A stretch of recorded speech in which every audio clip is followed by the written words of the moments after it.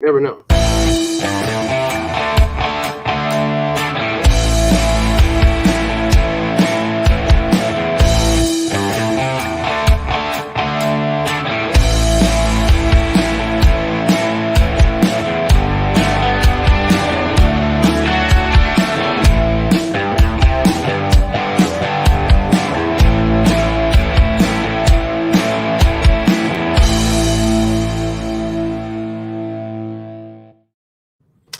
Welcome to the Fantasy Football Playmakers Start Sit Sunday show.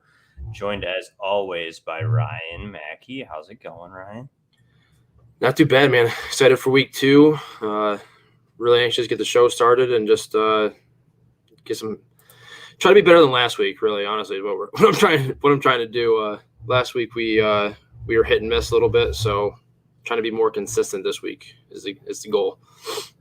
Oh, I feel you. I mean, last week I always feel like Sunday mornings or like week 1 is always the toughest. It is. No matter what it is, these teams have a whole offseason to prepare for one specific team, make a perfect game plan in essence, and then we also don't know how like new players are going to work into like the offense, like what's their usage, this stuff. So right. I always feel like week 1's like a interesting one. So what's up? How's it going? Good morning. It's always a good morning. But Sunday morning is always a good morning. Always, for sure.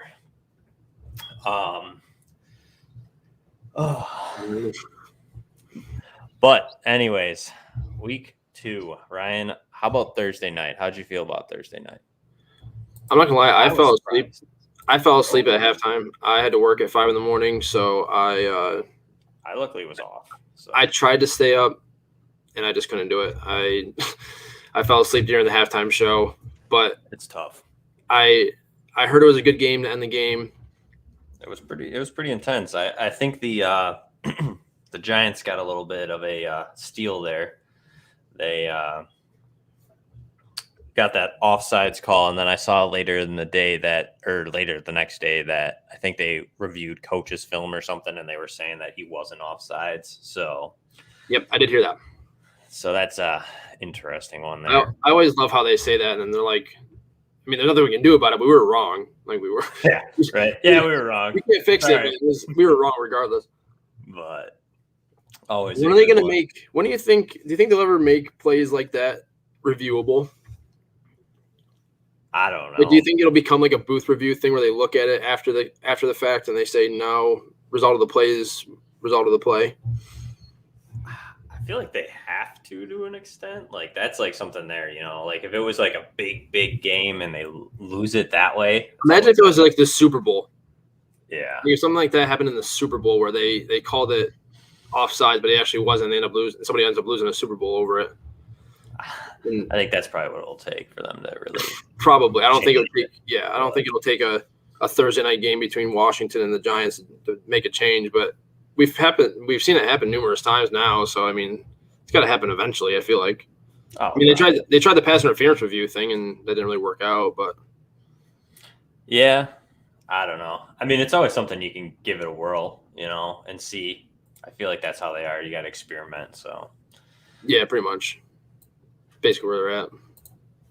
We got a trade Drake for Javonte this morning.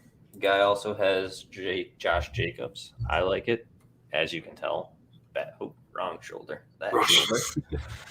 But I'm all in on Javonte. I like Javonte this week too as a start. I think that Jags defense. I know that they didn't give up a lot per carry, but you also have to remember it was Mark Ingram, and they had to like take his walker from him. So I'm in on him. I think that the Jags defense they gave up over 30 fantasy points last week in PPR formats. So I think that both Melvin Gordon and Javonte are going to be in for a big workload, especially without Jerry Jeudy. So at least this week, if it's dynasty, I love that deal for sure. Even in redraft though, I think Javonte gets a decent run. Melvin Gordon's proven that he kind of runs out a little bit. So I think they're going to have to monitor his workload. So then we got Half PPR, Damian Harris or Chase Edmonds. Going to struggle with this one every week. And I agree. I'm really torn on it. I mean, Chase Edmonds had a big workload in that game against Tennessee. However, he just didn't really get like the touchdowns. And also they were up by a lot. So like they kind of stopped using him in the passing game. And then Damian Harris looks good. I mean, aside from his fumble, I mean, he looks very good. He looks explosive on a Patriots team that's probably going to be good. They look better than what I expected to an extent. But how about you, Ryan? Yeah, this one is tough. I mean, I, spoiler, have Edmonds as a start for me this week. And like you said, he saw 16 touches last week, averaged over 7.5 yards per touch. But Harris got a massive workload as well. And I feel like that the Arizona game, I believe they are playing Minnesota. Mm-hmm. That should be a high-scoring game. And Minnesota gave up the 8th most points to running backs last week. I think I'm going to go with Edmonds here just because he does have that receiving upside where Harris has James White to take away all that receiving work. So I think I'm going to go with Edmonds with it being half PPR. If it was standard, I think I'd go with Harris just because I feel like he has a better chance to score. But Edmonds is in the better offense. He's going to see the most receiving work out of the two. So I'm going to say Edmonds there. Yeah, I think I'm chasing the upside with Chase Edmonds. All puns intended there. Puns intended. I think, you know, I mean, you're going to get that passing work, and he might get the touchdown. I feel like he is very touchdown limited. I just feel like they probably are going to use James Conner once they get near the red zone. But, I mean, he scored, I think, what did he score last week? 12, 13 points. And he didn't even get like a full workload because they were up so much. So let me check that just to make sure. Yeah, 15. He 14 and a half in PPR. So, right? Yep. Yeah, so I'm in on Chase Edmonds this week. I like Damian Harris still. Not a bad start. I do like him. But I think Chase Edmonds' upside is much higher than Damian Harris in any PPR format. So, yeah, Edmonds was, let's see here, he was RB 18 and a half PPR format with 12.6. So, I like like I said, better offense. I think that's probably a higher scoring game as well. So, I like Edmonds there. Yep, I like it. All right, we got another one. T. Higgins or Devontae Smith, Ryan? Oof. I like both of these guys this week, to be honest with you. And you're welcome. But, yeah. I really like this guy. This one's tough. Is this PPR? I don't know if he's still on, but is this still PPR? Half PPR? Yeah, it's a different person. I don't know. But, I mean, either way, PPR. I said PPR. So, I feel like I'm going to go with Devonta here in PPR because I feel like he's just going to get more targets than T. Higgins is going to get. I feel like he has less to compete with in terms of targets when it comes to the receiving core. T. Higgins has got Chase, who balled out last week. He's got Boyd, who I like this week as well. Oh, half PPR. Even still, I still like the volume that Devontae is probably going to get. They threw to him a bunch last week, and I just think that he's just going to continue to see the majority of the work there. And like I said, as opposed to T. Higgins, who has two other bona fide receivers to compete with. So I'm gonna go with Devonta on that one. I agree. I think it's really close. I think the stats are also a little misleading here. Like the 49ers only gave up 33 PPR points to the wide receiver position last week, but it was the Lions. It was the Lions though. You know what I'm saying? So yeah. I just feel like the Bears game is going to be pretty wide open. So I think T. Higgins is going to have a good day, but Devontae Smith's the guy in Philadelphia. And I feel like the 49ers defense looked a little shaky last week. So I agree. I think Devontae Smith's just going to get peppered. I will also mention that Jason Verrett tore his ACL last week, so he is out for the Niners as well. So just even more of a reason to start a stud like Devonta Smith, who appears to be a stud week one. Yeah, he's like the guy. You know what I mean? And that's what you made the argument to. You know, like T. Higgins has to compete with two guys who can definitely play. Jalen Reagor looks all right. Quez Watkins is all right. He's like a gadgety guy there. Where T. Higgins, it has to deal with Jamar Chase, who they got very much involved in week one. Tyler Boyd, who's always been involved. Joe Mixon. There's a lot of mouths to feed in Cincinnati, where I feel like Philadelphia, Devontae Smith is the guy they want to feed. So I like that. Then we got two quarterbacks. So we got Burrow, Winston, and Mayfield. Ryan. Burrow, Winston. I'm definitely starting Joe Burrow, I think. I'm probably actually. Mayfield's a start for me. I definitely like Mayfield. He's playing Houston. That's going to be a good matchup for him.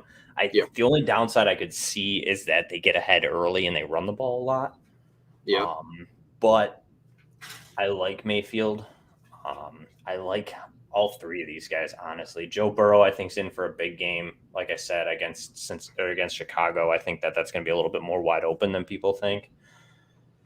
But Jameis Winston looked really good last week, and I think Winston could. I mean, I know it was only 140 yards, but I mean, he looked on point, in command.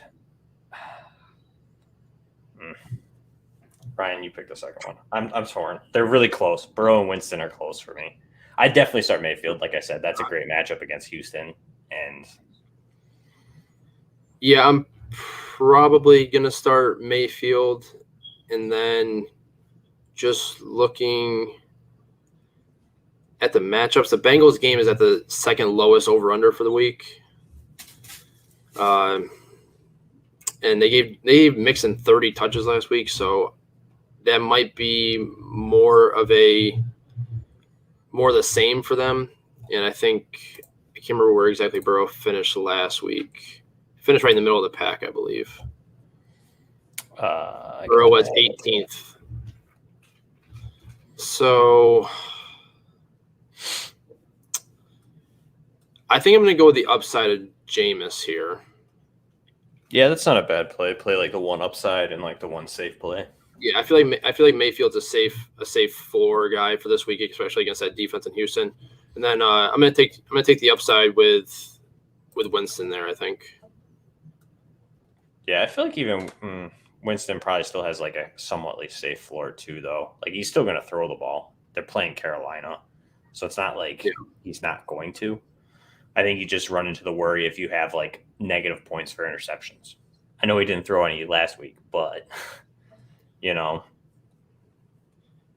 yeah. I don't hate Mayfield Winston. I feel like you can't go wrong. I mean, no matter what two you start here, you're going to have a good week, I think. I mean, all three of these are good. The Saints-Panthers game is the third lowest over-under for the week, so I mean, I guess you can't really go based off of that. But Panthers were bottom half against QBs last week against the Jets. So yeah, I'm gonna go Baker and Jameis Winston there. I like it. I think I agree. Flexed the script for either Henderson closer upside or Mike Williams shootout upside. I'm taking Mike Williams here. I'm all in. I know it only was 1 week, and it's an overreaction, but I'm sending trades. I'm in. I'm all in. I've always loved Mike Williams' talent. It just was never unlocked. And I mean, he was one target off of Keenan Allen last week, so it wasn't a fluke. Like they're clearly weren't lying all offseason. Like they love Mike Williams. They want to get him involved. So yeah, I think that's going to be a shootout. I mean, that's one of the highest over-unders, and Cowboys don't have DeMarcus Lawrence, and that is not good for them. There's going to be no pass rush, I don't think, really, and Herbert's going to be able to step back there and just gun this ball all over the field. So I'm in on Mike Williams for me. I mean, I don't know what the rest of your lineup looks like, but I'm all in on it. I don't think Henderson has as high of an upside. I think Mike Williams might be another top 5 finish this week. Yeah, that that Cowboys Chargers game is the highest over under for the game for the week at 54. Like you said, Cowboys just got torched by Tampa last week, and they do every time Mike Williams is on the field and he's healthy. I mean, they do target him a bunch. I usually like to start a running back in my flex if I can, but here I think after being wrong on Mike Williams last week against a tough Washington defense, I think I'm going to start him against a much softer Cowboys defense. Yeah, I mean, he was wide receiver 14 last week. You know what I mean? He was a wide receiver 2. And if that's your flex spot, you know what I mean? Like that's money to me. Yeah. I know it was 1 week, but I just like the matchup, and I think that he's for real. And the Colts were top 12 against running backs last week, playing the Seahawks, who like to run the ball. So they might be a little bit tougher of a matchup for Henderson than we expect. Yeah, I'm not into many of those options there in that game, like in Indianapolis. I think that game's going to be a little tough. All right, DJ Moore, Devontae Smith, Denver, New England, defensive special teams.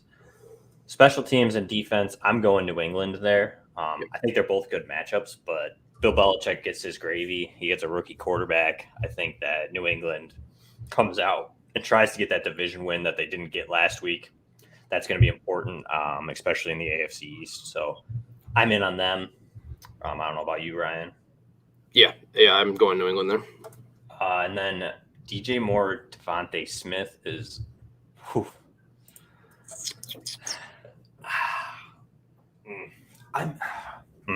See, that one's tough for me because I think it depends on if Marshawn Lattimore plays.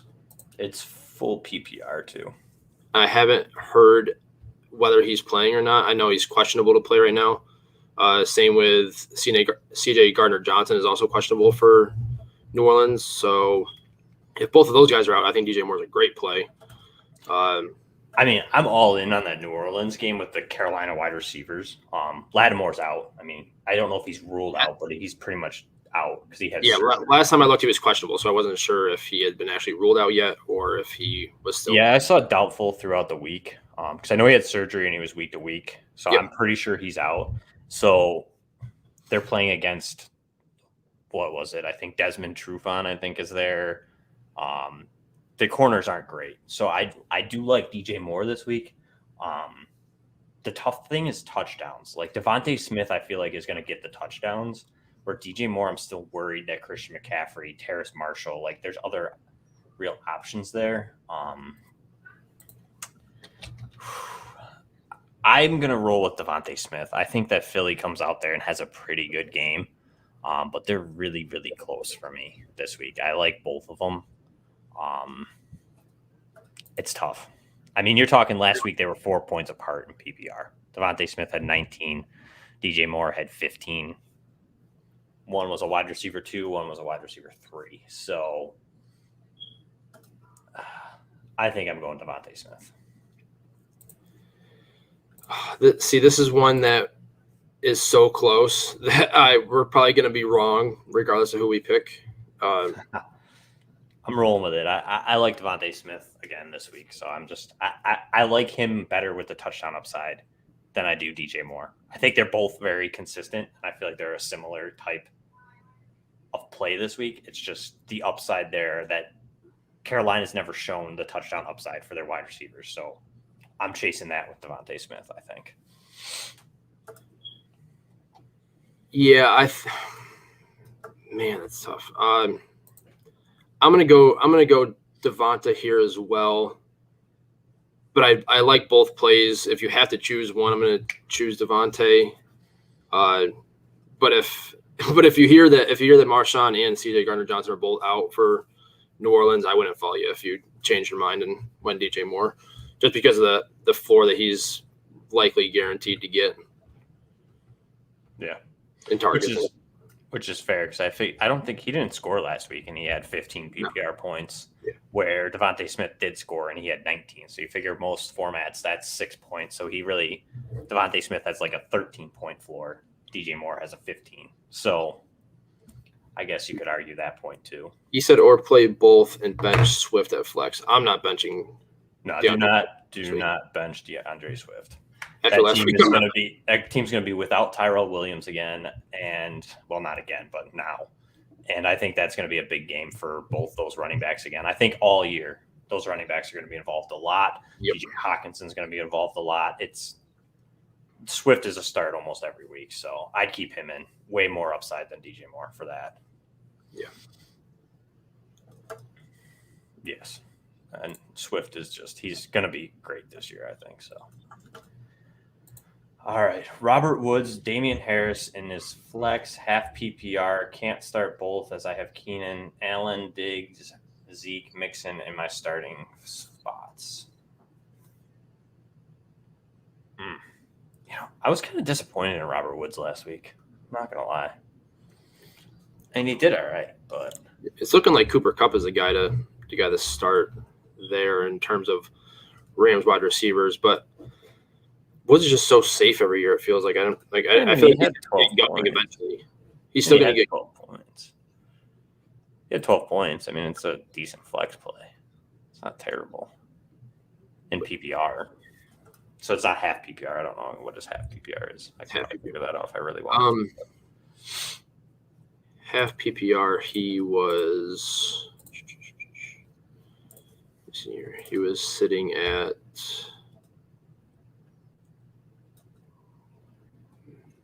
Man, he was. Unless I'm overlooking him, he was way down there in half PPR.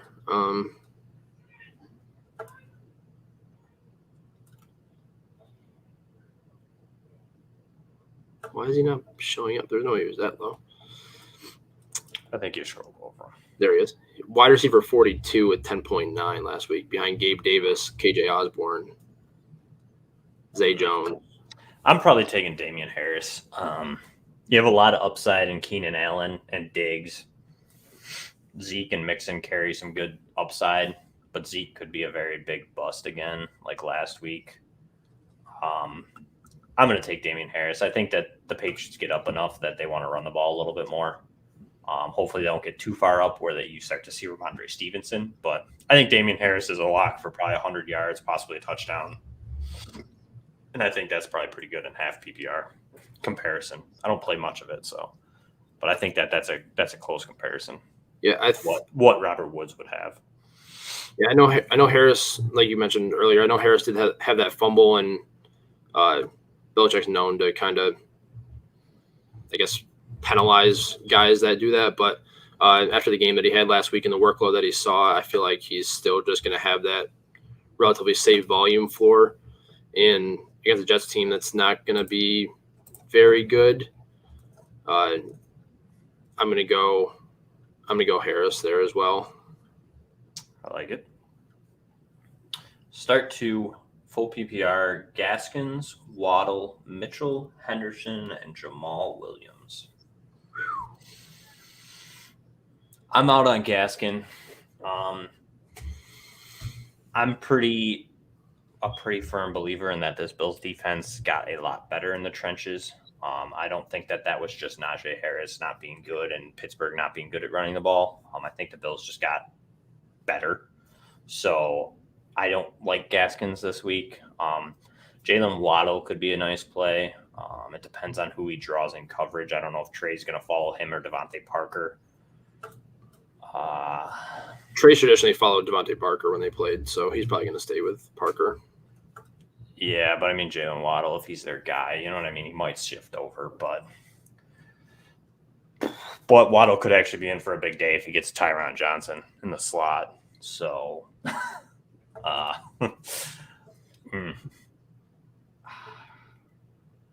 I'm not sold on Elijah Mitchell, to be honest, but I feel like probably what you gave up, if that is Elijah Mitchell, I'm guessing, for depending on what you gave up on a fab budget or a waiver wire, I probably would start him because you are anticipating him to be that guy. So the matchup's not great. Philly was pretty good against Atlanta last week. They weren't great, but they were decent. 8th fewest running back. Yeah. So I do like Jamal Williams as a sneaky play, but he's like a boomer bust type play. So that scares me a little bit. I mean, I know he was top 5 last week, but still scares me. I don't know.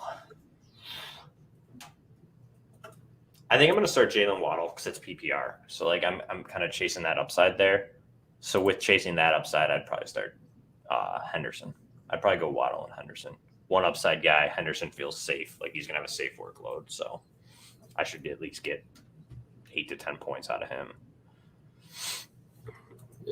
Don't forget, Jamal Williams is in a revenge game against the Packers this week. Oh, I know. I mean, he was a running back 2 last week in full PPR. I'm just saying it scares me. I mean, no, I if you're more risky than I am, start Jamal Williams because I mean he could have put up 25 points again against Packers. They were not great against the run. So if you can trust that, power to you because I have him in one league and I'm still not starting him, even though we put up 25 last week. Of course. Yeah. Maybe I'll change my mind. I have to start Jamal Williams in a league just because I think I'm in the same boat as you are in some of your leagues where I have Dobbins and Akers and somebody else that went down. So I have to start him. I think I do like the home run upside of Waddle, even though it's against Buffalo. So I want him to just do absolutely nothing.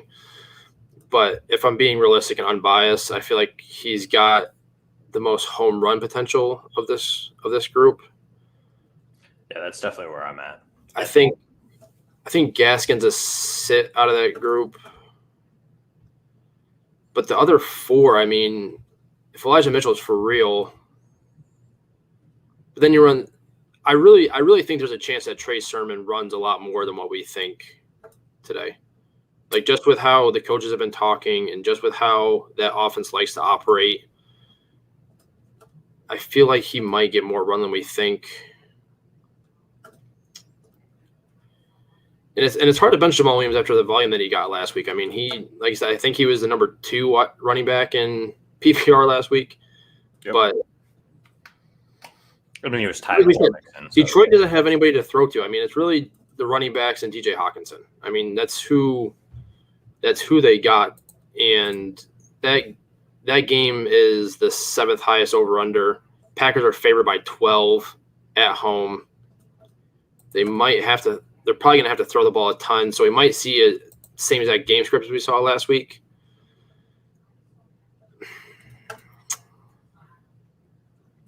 I think Waddle's a definite for me. Like I said, just because of the home run upside. We missed last week on Tyler Lockett because we said it wasn't a good matchup, but he did have the home run ability. So I'll go with the home run ability of Waddle. And then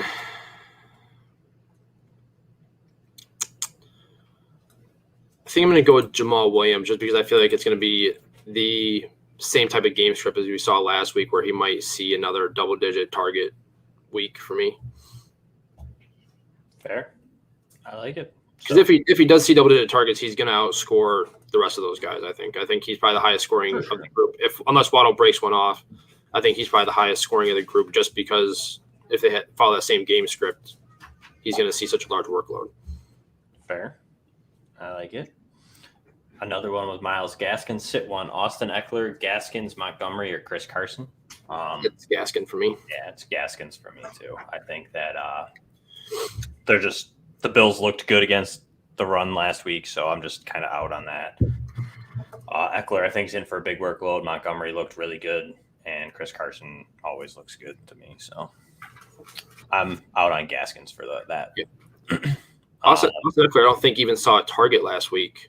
He didn't. Which won't happen again. That will not happen again. I can almost guarantee it. So, and he still scored a decent amount of points last week. So, where was he? Maybe he didn't. 11. No, he was pretty low last week. Yeah, so he wasn't even RB2 last week. Oof, rough. Cortland Sutton or Cole Beasley full PPR. I'm in on Cole Beasley. I think Josh Allen, they use him kind of as an extension of the run game, because the run game is kind of pitiful up here in Buffalo. So I like Cole Beasley. I think at full PPR, I think that's a good start, especially against Miami. But Cortland Sutton could be sneaky. I just feel like Teddy Bridgewater, he didn't even get a catch last week against Bradbury. So I'm not sold on Cortland Sutton just yet. I think that the tight ends are in for a good workload and the running backs this week in that matchup. So I'm in on Beasley there. I don't know about you, Ryan. Yeah, I really like Cole Beasley this week. Diggs and Emmanuel Sanders both draw two tough matchups, and I know Diggs is still going to see that volume, but that's still Byron Jones, and it's still Xavier Howard going up against Diggs and Emmanuel Sanders or Gabe Davis, whoever they decide to put on the outside. So I really like Cole Beasley this week. I'd like to see a game from Sutton first before I trust him to put him in my lineup, and I know Beaslly has a really high PPR floor, so he scored 14 last week. Yeah.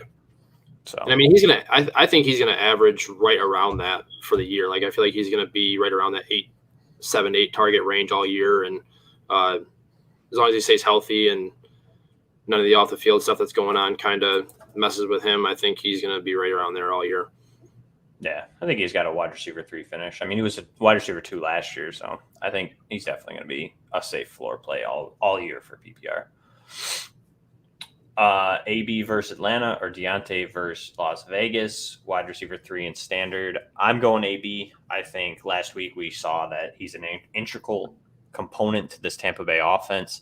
So, and there's been great talk all week and off season lately that AB's like in the right state of mind now, and like he looks good, he's great, and we kind of saw it there against Dallas, and I think Atlanta is a good matchup for them. How about you, Ryan? Yeah, I like AB here too. Tampa secondary's Atlanta's secondary is not very good. They weren't very good last year, not very good this year. The only issue is Tampa's favored by 12.5 at home. They might get up relatively quickly and might just run the clock out for the rest of the game. But Tom Brady loves AB. I think he's proven that ever since every time he's ever been on the field with him, he looks at him, he targets him often. Atlanta should be a higher scoring offense than they were last week. So it might be a little bit higher scoring than the spread is projecting to be. I think that's one of the higher. Yeah, it's 51.5 at the over-under, but Tampa's at minus 12.5. So they're not expecting Atlanta to score a ton.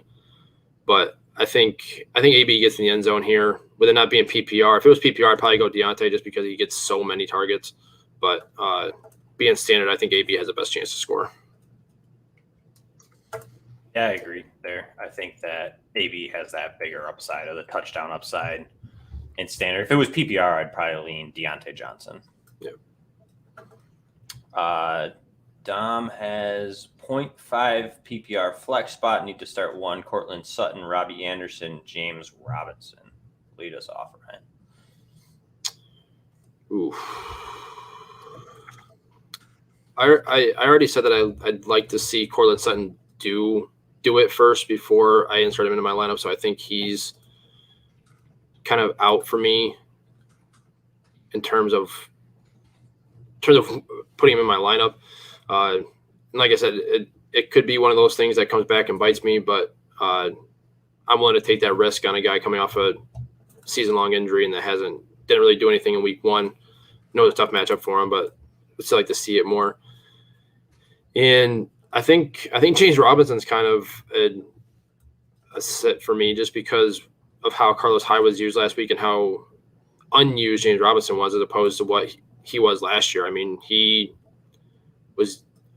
I think he led the team in touches for running backs, but I'm not even 100% sure on that. I know Hyde was involved both as a passer and as a rusher. And way too much. Way too much as a James Robinson owner to like it.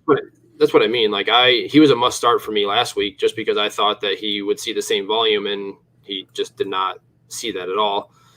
And maybe it was a game script, maybe because I just got so far behind against Houston, but he kind of made his money last year getting so many targets and being effective as a pass catcher. So it's kind of concerning how they're trying to use these running backs. Like we talked about with DJ Moore, Robbie Anderson, New Orleans might be missing 2 starting two starting safety or two starting corners, and then they're already missing three starting linebackers. I'm gonna go Robbie Anderson here in I was gonna say PPR.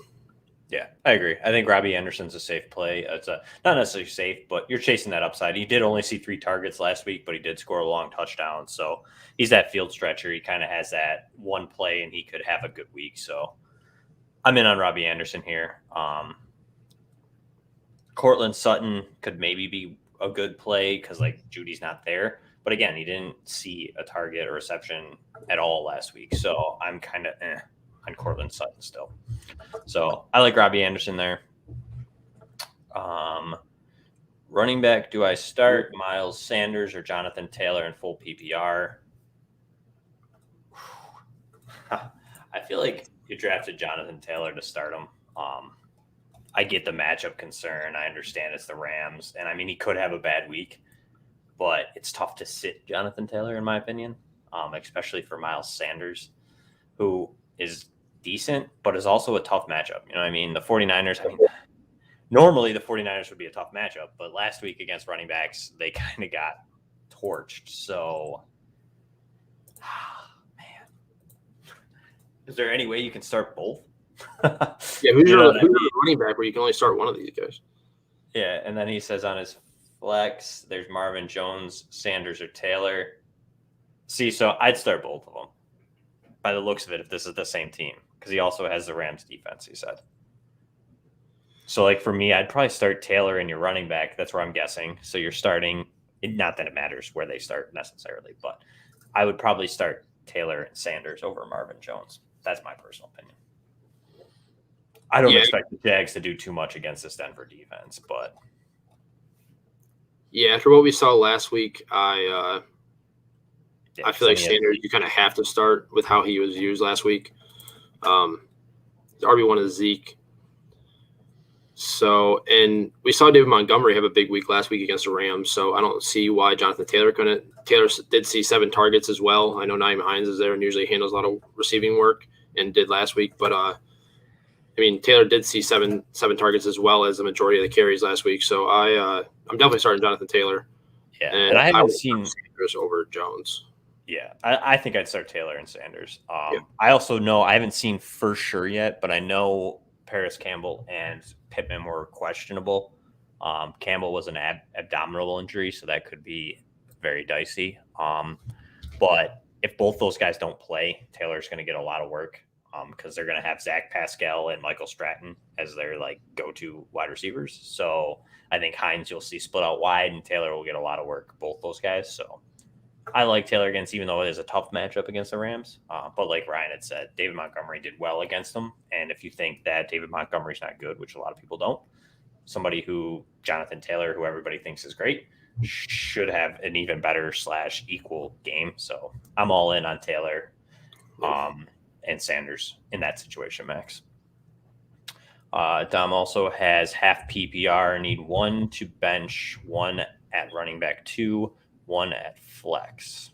So she has Gordon, Fournette. So he needs a bench 1 is RB2 and 1 at flex. Yeah.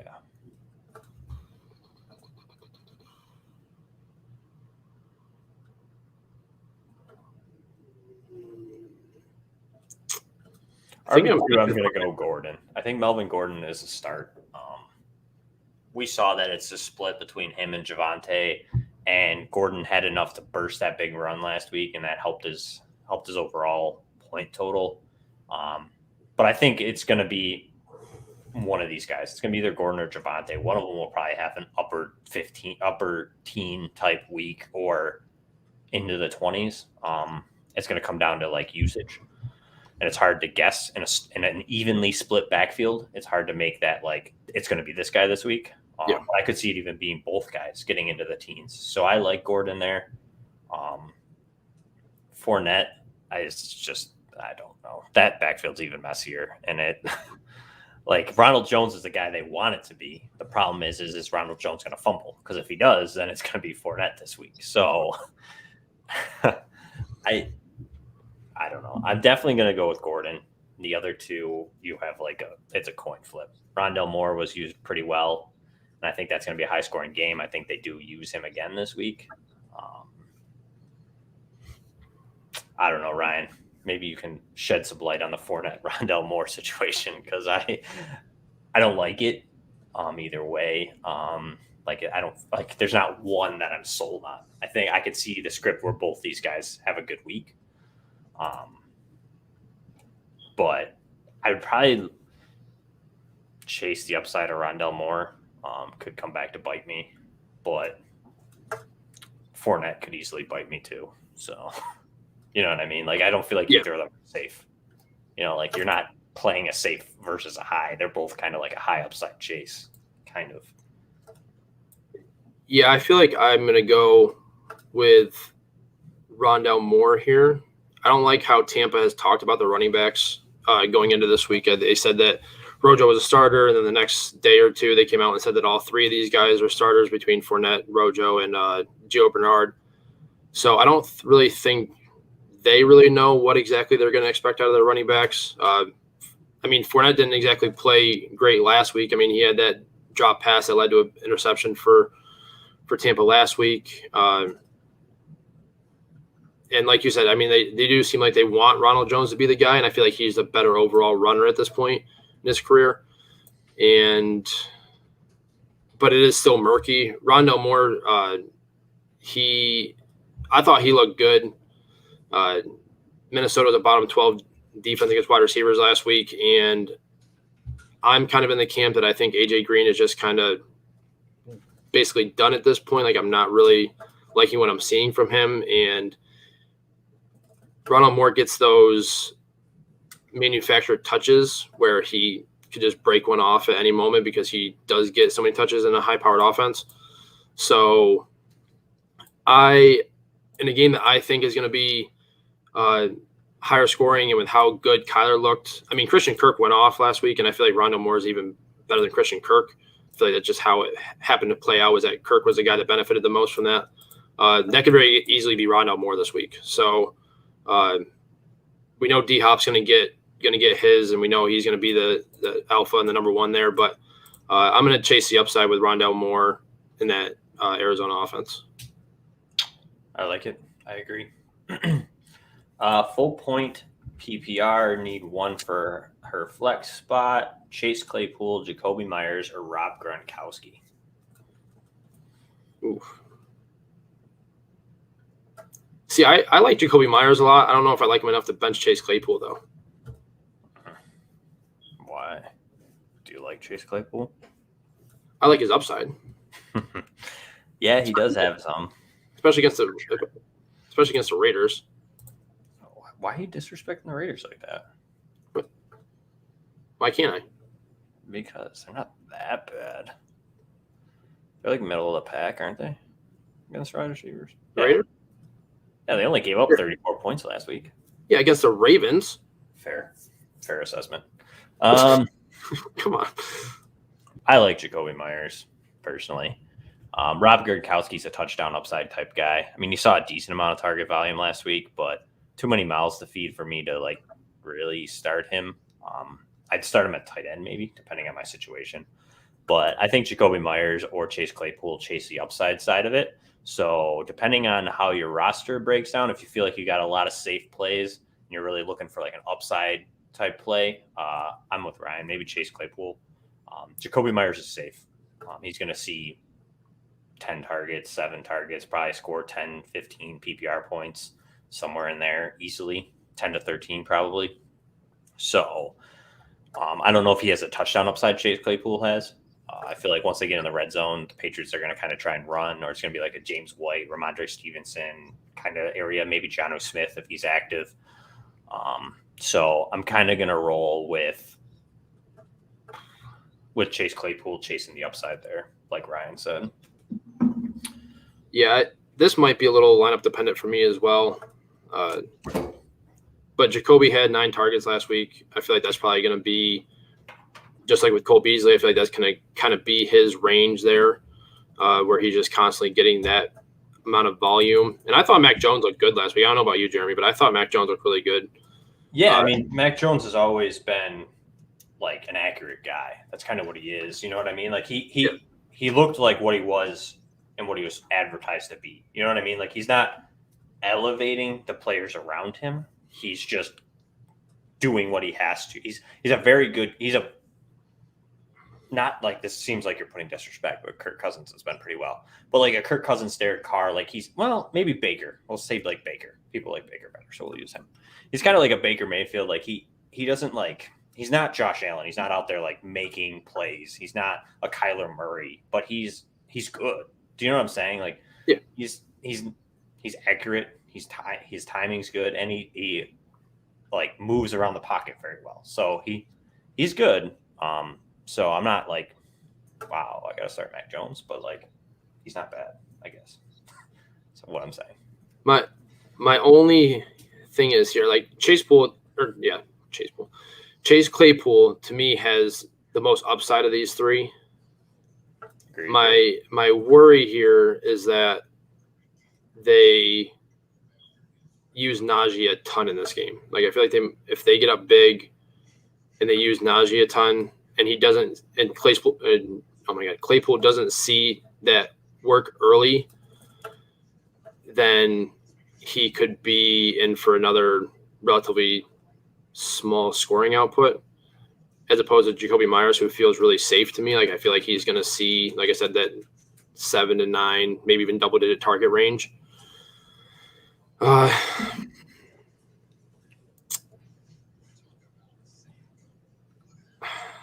I think I'm going to go. I think I'm going to go Jacoby Myers here. I don't feel good about it. I really don't. I really don't feel safe about it, but I feel like he's – if it makes you feel any better. Guaranteed workload. The Jets cornerbacks are really bad, if it makes you feel any better. Well, they are. They are bad. Why get disrespect the Jets like that? Because it's the Jets and they deserve it. Until they prove me otherwise, they deserve it. Yeah, I mean, that's just where I got to go, just with – yeah, if you want to chase the upside, I'd say chase Claypool. If you want to safe play, Jacoby Myers. That's how I look at it. Yeah. All right, we got Zach Moss, Peyton Barber, and Ruggs or Osborne in the flex. Well, I'm going to hold off on Zach Moss until I know he's completely active. If he is, maybe. But I'm not loving Zach Moss at the current moment, especially as a Bills fan. Peyton Barber, I am avoiding. I know that they wanted to – Gruden came out and said they're going to give him an opportunity, but I don't like that play, especially against Pittsburgh. So for me, it's going to come down to Ruggs and Osborne. I like Osborne. I think that game's going to be high scoring. They're going to have to get all three of those wide receivers involved. I just don't know like what his ceiling is. I feel like maybe we saw it last week. You know what I mean? Like I feel like he's not going to get the touchdown targets. That's going to be Thielen or Jefferson. So unless he manages a big play, I feel like all he's going to get you is 12. Where Ruggs could maybe see like a deep explosion type play. I don't know. I'm probably going to go Osborne here. I don't love it, but how about you, Ryan? I like KJ Osborne, I think. Yeah, of this group, I'm probably going Osborne as well. I mean, even in that offense, he saw 9 targets last week, the same amount as Justin Jefferson. One less than Adam Thielen. They're gonna have to throw in order to keep up with Arizona, I think. Because I feel like Arizona's offense is just fantastic. I feel like they're just firing on all cylinders. They looked really good last week. So I'm going to go with the higher scoring game and go with Osborne. We also have Justin in from Taking It to the Hizzy, who I respect deeply and greatly, and he agrees with Osborne. So if that helps you, I agree. So he's also happy Sunday. I agree. Happy week 2. And basically, here's how I'm going to say this to you, Justin. I know you probably can deal with us too, but as a Bills fan, if they lose today, I might just quit everything. So I'm just letting you know. They can't go 0-2. So it's not happy right now, Justin. I'm very anxious and very on edge. Let's put it that way. But he also has Gordon and Moore on, I'm not sure which one that was. That was the Gordon, Fournette, Rondell Moore. See, he agrees with us. Great minds think alike, Justin. It's true. All right, we got 2 flex, AB, Corey Davis, Callaway, Javonte, and Tyson. Oh, he's bringing out the tables. Justin is bringing out the tables. Justin, this might have to happen, though, because Nick did ask if we were going to go through a table. Me and Victoria and somebody else. I don't know. There was someone else in there, too. Sorry, person that I don't remember their name. I'm terrible with names. It's not a disrespect thing. Sometimes I forget Ryan's name. So it's true. It's true. Back to the start sits. AB, Corey Davis, Callaway, Javonte, and Tyson. Man, I wish I had this problem. Sometimes I don't, though. Like sometimes I have very few rosters where it's completely loaded, but I have a couple, and it's I sit there and I'm like, God, couldn't there just be like someone bad? Like, just be like, yeah, I'm not starting him. Because like all these guys, I feel like there's a script aside from maybe Corey Davis. Like with this lineup, I'm probably sitting Corey Davis. I don't like the matchup against New England, even without Stephon Gilmore, who I, for some reason, forgot was on PUP this week. So sorry to anybody on Twitter. But I still don't like Corey Davis, especially against New England. Belichick's going to make it hell for Zach Wilson. And Zach Wilson didn't look that great last week. So I'm not like set on Corey Davis. AB, I'd probably start. And I'm not sold on Tyson. I just don't know like what's his workload. Like, do you feel the same way, Ryan? Like he didn't get used ultimately that much last week. He had a good week because he busted off that 40-yard touchdown. Yeah. I'm afraid he can't pass block. Like in the Ravens promoted Devontae Freeman for a reason. You know what I mean? Like they're going to use him to an extent, I think. And then Callaway was like, meh. I know there was really no use for it. But like, I'm really afraid of Marquez Callaway too, if I'm being honest. I think I could see Callaway getting used. Like the game script's pretty good for him this week versus Green Bay. But did he even see a target last week? I didn't even look into it. I just know I don't think he did. He didn't score any points. I know that. I don't know what I'm going to scroll the bottom of the list for that. Well, Callaway's likely going to see J.R. Alexander. No, that was last week. They're playing the Saints. Or, I mean, the Panthers. So he probably gets Jason Horn, maybe. Yeah, you're right. Maybe Jace Horn. I don't know really how. I didn't see enough of that game to know how they're doing that. Oh, he did score points. I don't remember him scoring anything significant. No, it's 2.4. Yeah, I was looking at the wrong game. But so he had 2 targets. So he had 2 targets, 1 catch for 14 yards last week. I think is Latavius Murray playing in this game? Yeah. Murray, Freeman, they're all active. Okay. So at least as of right now, I can't trust Tyson personally. With them activating Freeman, I feel like that makes them a little bit wary of Tyson. Like maybe they didn't exactly like what they saw completely. He's a very good runner. He just can't block. Justin agrees. Well, and that's the thing. They can't let Lamar Jackson just get blasted on 2-minute drills or in the fourth quarter or anything like that. I don't like Corey Davis this week because I just don't like that matchup with the Patriots. I think I'm going to go with AB and Javonte, to be honest with you. Like I think Javonte's got a good matchup. I know he saw 50-50 workload with Melvin, but that's enough for me. I feel like a guy with as much talent as he has, I feel like he's good enough with his 15 touches to be flex worthy. And like we said about AB earlier, he's going to be in a high-scoring offense that Brady likes to look at. So I'm going to go with AB and Javonte here. I don't mind it. Justin thinks AB and Callaway. I would go with AB, Callaway, or Javonte. One of those, combination of those three. AB to me is like a start for sure. Yeah.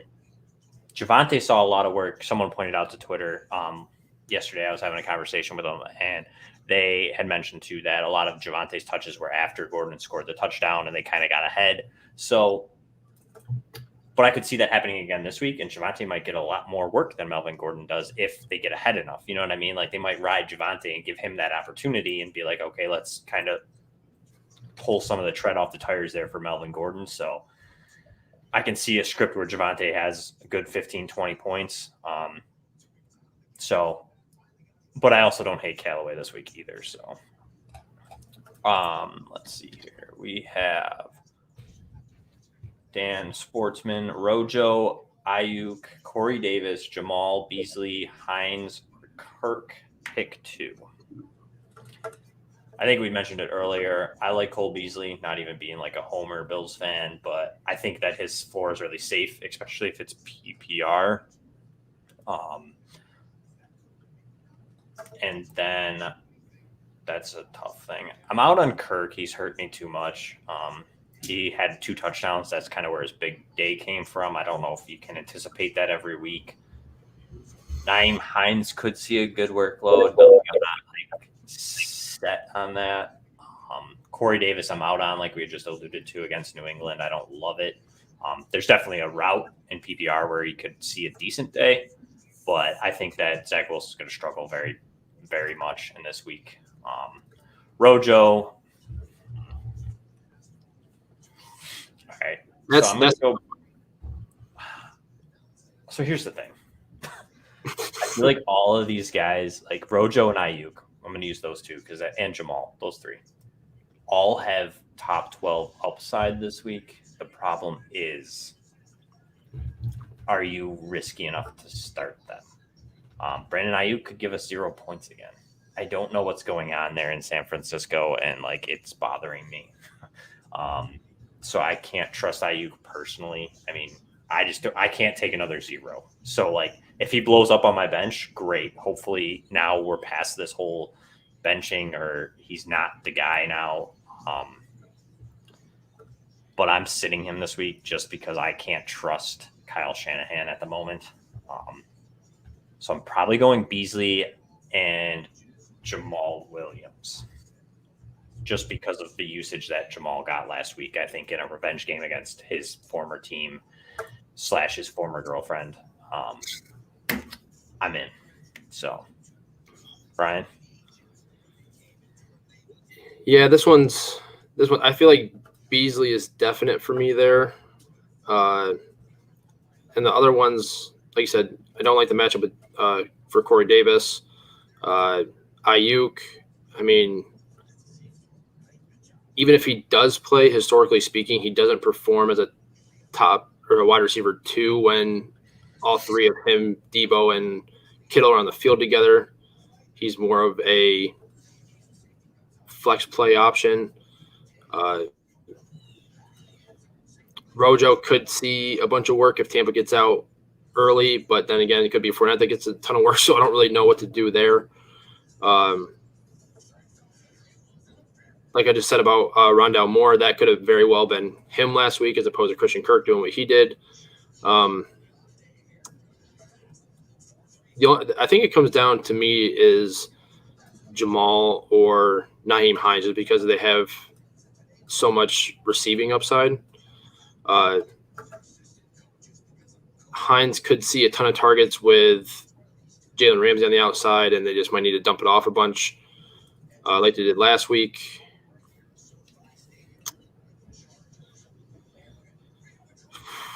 I think I'm going to go Beasley and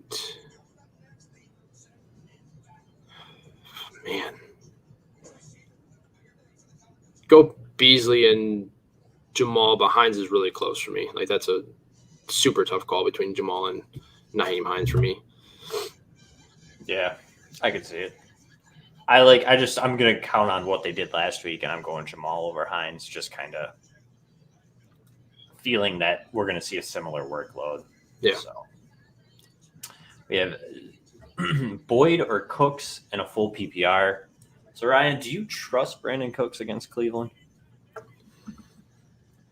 I mean, I didn't like Tyrod Taylor last week, and he proved me dramatically wrong. That's what I'm saying. Like, but it was Cooks is a baller. Jacksonville.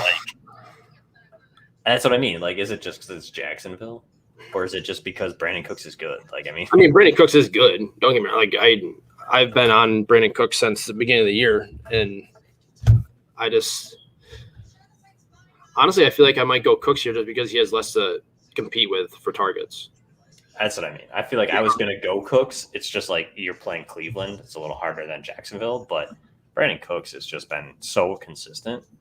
And Tyler Boyd has, but it seems like last week Tyler Boyd may have fallen to the wayside. I know, like, I was a big advocate thinking that Jamar Chase might take a second to kind of get into that offense, and they're still going to favor Tyler Boyd a little bit. But it seems that Burrow just says, I still love Jamar Chase, and I'm still going to feed him and T. Higgins, where Tyler Boyd kind of fell to that third wide receiver role, where he kind of was a little bit higher as like a 1A, 1B in the past. So I like the other thing is that Cleveland-Houston game, Cleveland's favored pretty big in that game, if I can remember correctly. Yeah, they're favored by 13.5. So Texans are going to have to throw the ball if they want to try to keep up, at least according to the over-under and the point spread. So I feel like Cooks is the only guy right now that I even remotely trust in that wide receiving room for Houston. So, and Boyd has two other guys plus Mixon that he has to compete with. So I'm going to go with Cooks there, strictly as a volume-based play for me. I agree. I like it. Justin says they need him for blocking. Fair. Which that's sad. That's sad that you need your one of your best playmakers to be blocking on the inside. Very or blocking in general. Yep. Agreed. All right, I think we've rolled through most of these questions. So why don't we slip over to some of your top starts of the week, Ryan? What do you want to do first? You want to do two quarterbacks? Oh, we got another question. Never mind. False alarm, Ryan. You're not on the spot. DeAndre Swift, Kareem Hunt, or Jacoby full PPR? DeAndre Swift for me. Yeah. I think that game and his role is too high for me to start anybody else. I mean, I like Kareem Hunt, but I think they're going to be up so much that. But again, I mean, you could see the rushing work versus the passing work. Yeah, Cleveland's traditionally gone to Hunt in blowout games like that, but yeah, I think DeAndre is used so much. Yeah, I'm still on DeAndre. I think DeAndre Swift has a higher upside. Kareem Hunt's pretty safe. I mean, he's going to be probably close to that RB2, RB1 this week. But I like DeAndre Swift. I think he has a higher ceiling. I think this week he could definitely see 1 or 2 touchdowns if they try to keep up with Green Bay or have that ability. Oh, Justin's going to give us a question. Tannehill or Watson, Ryan? Tannehill or Winston? Winston, not Watson. Sorry, wrong person. Sorry. Say Tannehill over Watson if you're names. I told you, I just mess them up. They're right in front of me. I don't even have to like.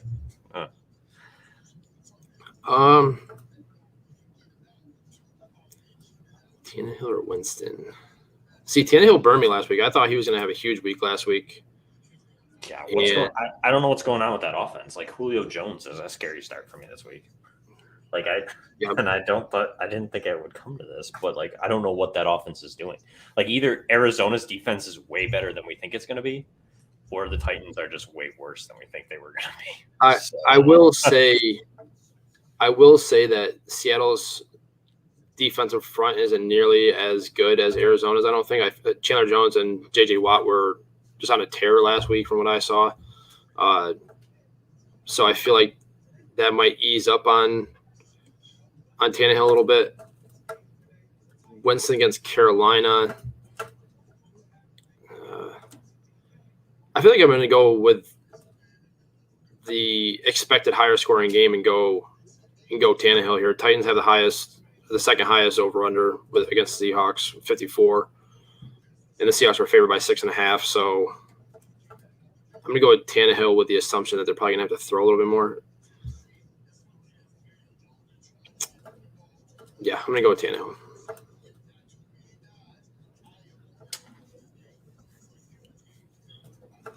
I'm going to probably take the risk on Winston. I think against Carolina, I think that's going to be a little bit of a shootout, and Tannehill is dead to me at the moment. I don't know. Until I see what's going on in that Tennessee offense, he's just not, like, appetizing to me. Do you know what I mean? For me, I'm chasing that Winston upside. For me, I kind of know what Tannehill is, even though I know he didn't show it last week. I kind of know what he is, but we know who Jameis Winston is too. We know who he is, but he also doesn't have the weapons that Tannehill has either. Well, Julio Jones looks like he forgot how to play football. So yeah, but AJ Brown's still there. He was a full participant in practice. I know he's on the injury report, but he was a full participant ready to go. I'm all in on Jameis Winston. He's starting Tannehill. Just trying not to overreact to week 1. See? Well, I'm overreacting, Justin. I'm all in on Winston. I think Winston's proven that he's a top fantasy option. The problem is he just throws interceptions. What if – yeah, but is there any chance whatsoever that we just saw Jameis's ceiling with what in week 1? Well, yeah. I mean, he threw 5 touchdowns. When's he going to throw 5 again? That's what I mean, though. Like, and that's only on 20 attempts. He's not going to be that efficient again, I don't think.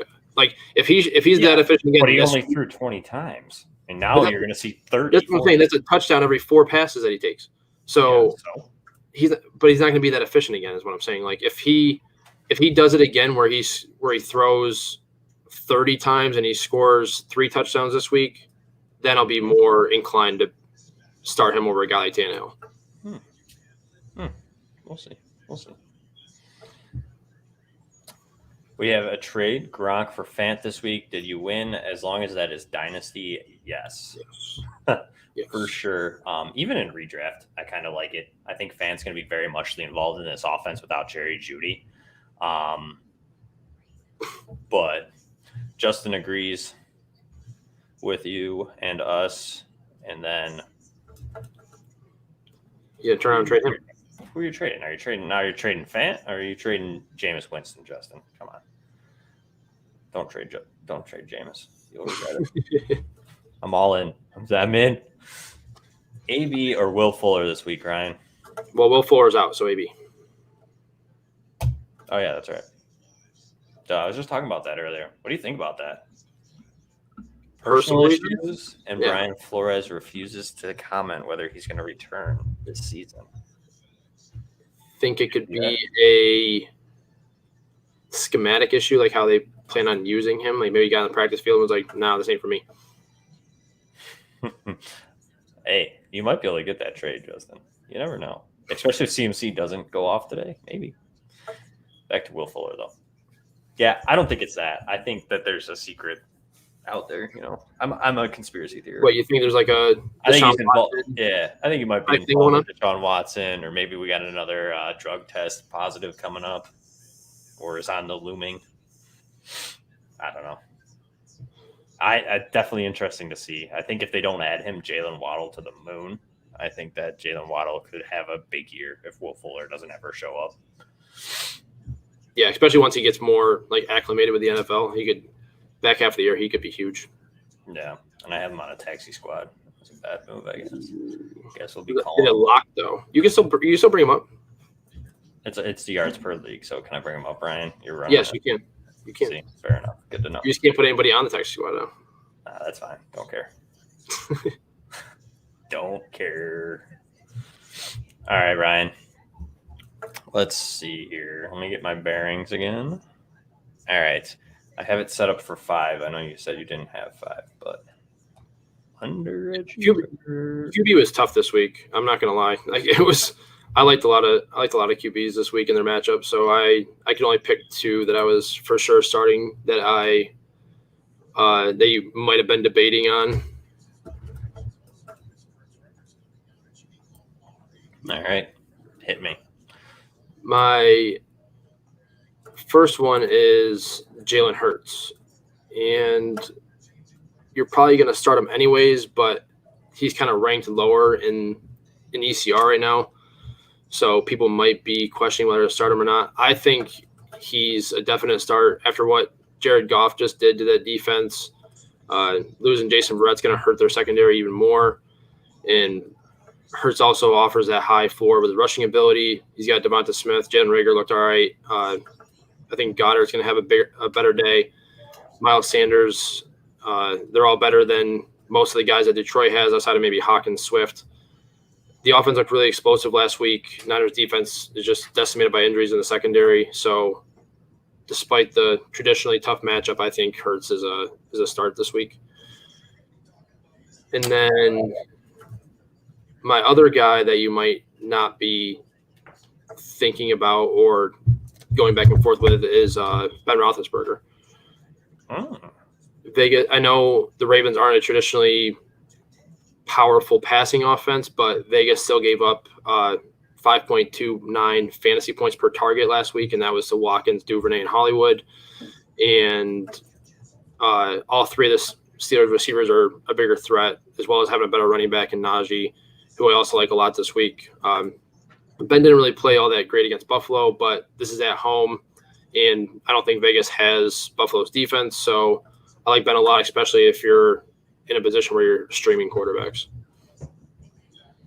I like that. I mean, that's a good matchup. I definitely like it. I think that, like you had mentioned, Derek Carr looked really good against them last week. So I like that.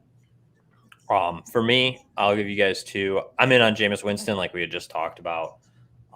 I think that Winston could be in for a big day. I think last week, yes, I know, Ryan, you will argue with me that you don't think he can be as efficient, but he definitely showed that he has improved this year as far as a efficiency style goes. I think that Sean Payton's very good at just scheming an offense too. So I think that Winston could be in for a big day. I think there's going to be more volume for him passing this week. So I definitely like Jameis Winston against Carolina. As far as the second one goes, thinking about like a streaming type option, I'm going to go with like that sneaky kind of like Mac Jones start this week, honestly. I think that the Jets last week didn't look great. Sam Darnold put up 20 points against them, I believe. So it wasn't like a crazy game. But I think that the Patriots will be able to move the ball fairly easy against this team this week.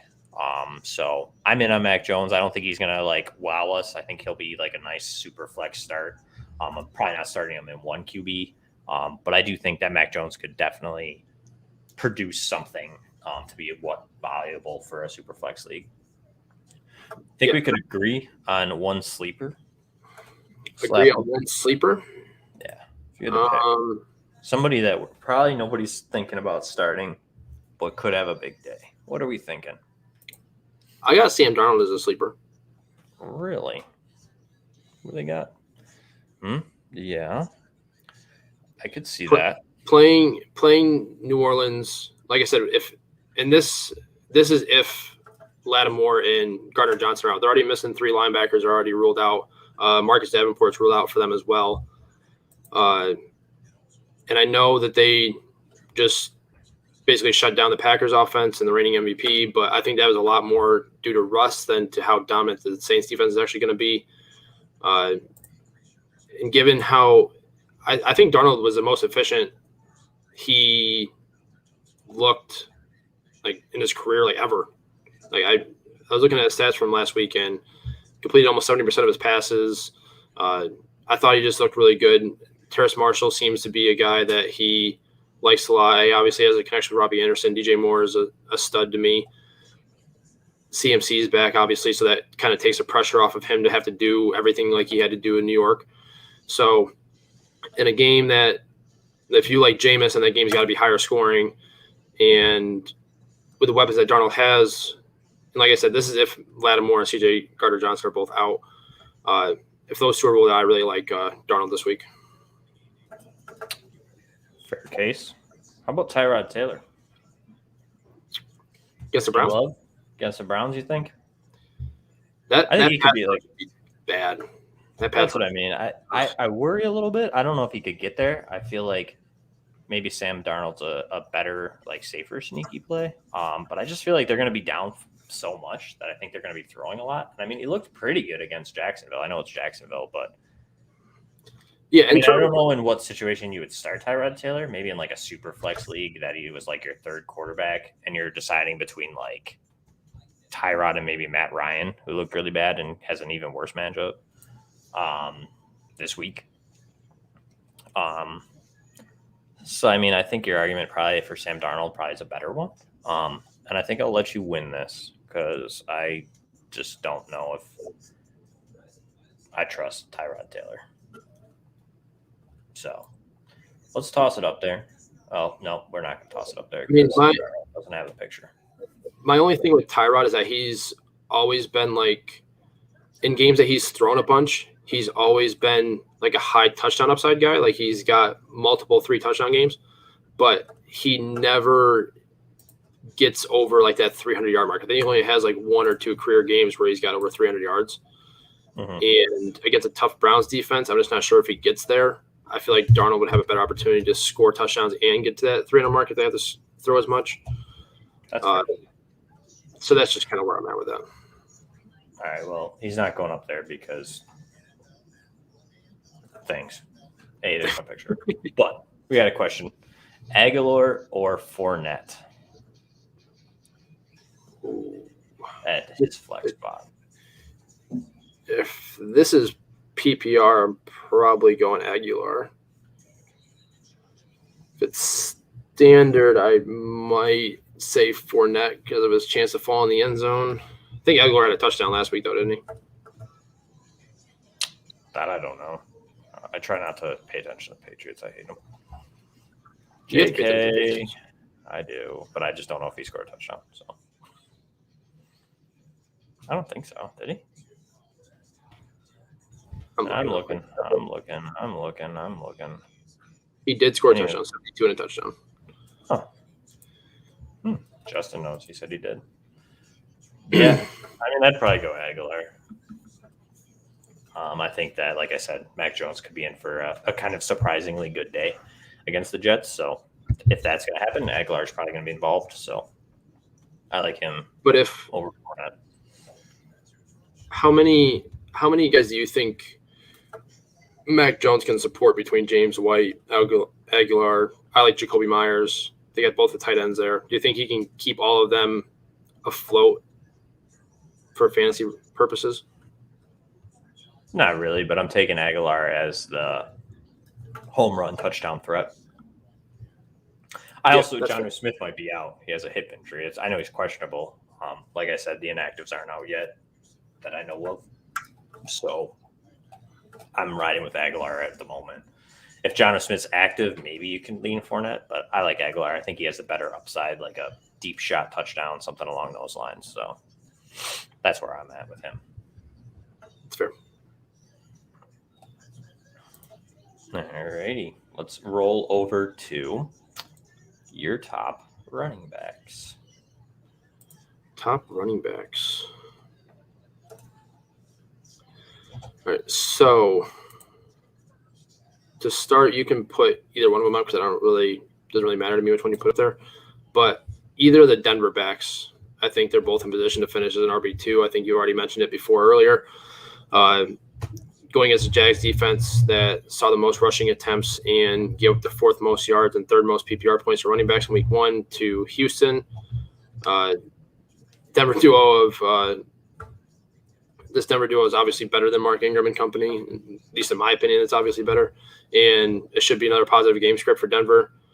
If you have to choose one, I'd lean Gordon only because we've seen him be an RB2 already, and Javonte was relatively inefficient with his carries last week. But I like both if you have one or either. I feel you can probably plug both of them in your lineup and be happy with the outcome.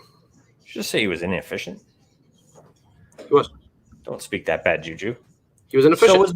So was Melvin Gordon. He was, but he had a 70-yard touchdown. Yeah, so it made it look like he was efficient. It was one 70-yard run. Before that, he only averaged like 3 yards carry too. So I get it. We've already seen it from Gordon. Yeah, we've already seen it. Yeah, we've seen it from Javonte too. Watch last year's tape. I put Javonte up there because mine is also Denver running back. So okay, we can have both of them up there. Fair enough. All right. So another guy for me is Kenny Gainwell. Ooh, I like it. And this is obviously PPR, strictly PPR format. I don't like him necessarily as a start in standard leagues, but I only play PPR format, or at least half PPR. So I'm starting, if I can, I'm going to start him in those formats. Boston Scott basically useless last week. Everyone really thought that he would be the guy to spell Sanders, but it was actually Gainwell. He saw the other 11 running back touches. San Francisco just gave up 214 total yards of running backs last week against Detroit, including 21 targets and 16 receptions. I like him a lot in a flex play this week, especially if you're in a 12-team or deeper league. I like that. I think that's sneaky. I'm definitely starting him in a couple spots in my flex spot. I just think that both these guys could be viable. We saw it last week against the 49ers. So I'm in on Gainwell being the RB2 there. He's definitely going to spell Sanders, and Justin agrees too that he's starting Gainwell. Love that, and I agree. For me, my second is going to be somewhatly. Let's get a little. We'll answer this question first because it's a running back question. Hunt, Mitchell, flex, PPR. I'm honestly going to go Kareem Hunt here. He could honestly, I guess, be a start if I wanted to toss him in there. But I think that they get up early on Houston, and I think that both the running backs see a good volume this week. And Kareem Hunt's just much better than Elijah Mitchell. So, and I like the matchup way better running back. And I'm not sold on Elijah Mitchell being the guy. He wasn't super effective last week. I know that the point total looks that way, but he's another one who had like a 70-yard touchdown run and made it. So if you think about that, he had, of his 100 yards was on one run. So more than half. So I'm just not sold on Elijah Mitchell yet. So I like Hunt too because he's going to have passing upside more than Elijah Mitchell does. Ryan? Yeah, I'm going to go with Hunt too. He was actually another start for me that I have in my notes here. He was a start for me last week. I like him again a lot in this game against the Texans. Chubb dominated the touches, obviously, but that's just how that offense works. And Hunt's usually just really effective with his touches. Last week he was at 7 yards per touch, or just under 7 yards per touch. And it was more of a timeshare last week, and that could have been game script dependent because of the Chiefs matchup. But in a game where I expect Houston to get Cleveland to get up big, like I said, they usually run Hunt in games that are blowouts. So I'm going to go with Hunt there. I like it. For me, I feel like there's a lot of safe plays at running back. So I'm going to go with a little bit dicey here. It's not super dicey, but I'm going to go with Damian Harris. I think Damian Harris has a big game this week. I know there's fumble concerns there and that they're afraid that they're going to use a little bit more of a committee, but I like Damian Harris. I think Damian Harris proved that he was kind of the lead back there last week. And I think he's in for 100 yards, touchdown, possibly 2. So I think that the Patriots definitely handle the Jets, get the business done, and probably score, get up early, and they might see a good volume in the second half for running. My hope is that Damian Harris still sees a decent amount of that, and they don't flex over to a Ramondre Stevenson to give him some run. But yeah, so for me, hopefully he doesn't hopefully they don't get up big and he fumbles early or something like that, and they're just now put Ramondre. I think he's an upper RB2 this week. So I'm in on him. Yeah, I like him. All right, Ryan. If we had to pick a sleeper, we have to agree. So, who is it? How do you feel about Mike Davis? I was hoping we were going to say the same person. Mike Davis? You think he could be a sleeper? They're playing Tampa. Against Tampa? So, yeah. I'm not starting any running backs against Tampa. That's not a stud. Fair. I'm just thinking. For me personally, it's a terrible matchup. So I'm searching the terrible matchup for like that sleeper that could hit. I'm just curious how you felt. I'm not. What about? I just feel like. What about AJ Dillon as a sleeper? Saw the opportunities last week.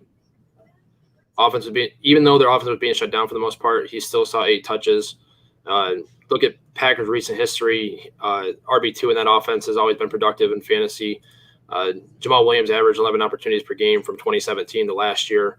And the Lions were just torched by Elijah Mitchell for 100 yards and a touchdown. I think he could be a sneaky sleeper flex play if you're kind of low on options. I like that game script for them. I feel like they're probably going to come back looking to make a statement. So I kind of like AJ Dillon in his spot this week as a sleeper. How about Myles Gaskin? Could you argue he could be a sleeper? I mean, the Bills looked really good. You know what I mean? Like, what is the – I don't know necessarily what the public feels about the Bills' defense. Do you know what I mean? Like, I feel like Gaskins is going to struggle a little. But, like, I could also see him kind of doing well as, like, the PPR side of it. Do you know what I mean? Like, could you argue that Gaskins could be a sleeper? Like, are people down on him this week? I don't know where everybody stands, really. So, I mean, I feel like you could argue that. I like the A.J. Dillon one. I do. I think that's a good sneaky type play because he is the RB2, so not many people probably want to roll him out. I mean, Gaskin saw 5 targets last week, so it's not like he's not involved on both sides of in both aspects of the offense. That's what I mean, especially with Will. Sure. I mean, Buffalo's defense shut down Najee Harris, who a lot of people have as like a top 12 option this year. And I don't think – that was my phone. Sorry, I apologize. I don't think – At least it wasn't someone breaking in. That's a plus. Could have been my daughter smashing it. I don't know. Yeah. So, yeah, I mean, he could be a sleeper. I just – with how Buffalo played against Pittsburgh's running game last week – well, against Najee Harris because he played all 100% of their snaps. But with how they played against Najee last week, I'm not sure I'm willing to trust a guy that's in more of a committee than Najee was, who isn't as good as Najee is. You know what I mean? Fair. All right, let's break this down for Steve here. Darrell Henderson versus Kareem Hunt, half PPR. Where are you at? I'm all in on Kareem Hunt. Like we had alluded to just a little bit before this too. I think that the game script's going to be in his favor. I think that, yes, he'll see some passing work early in the first half. If that game's a little closer, as soon as they get up, I can see a lot of running from Kareem Hunt versus Nick Chubb, saving him a little, or even both of them just kind of running all over him.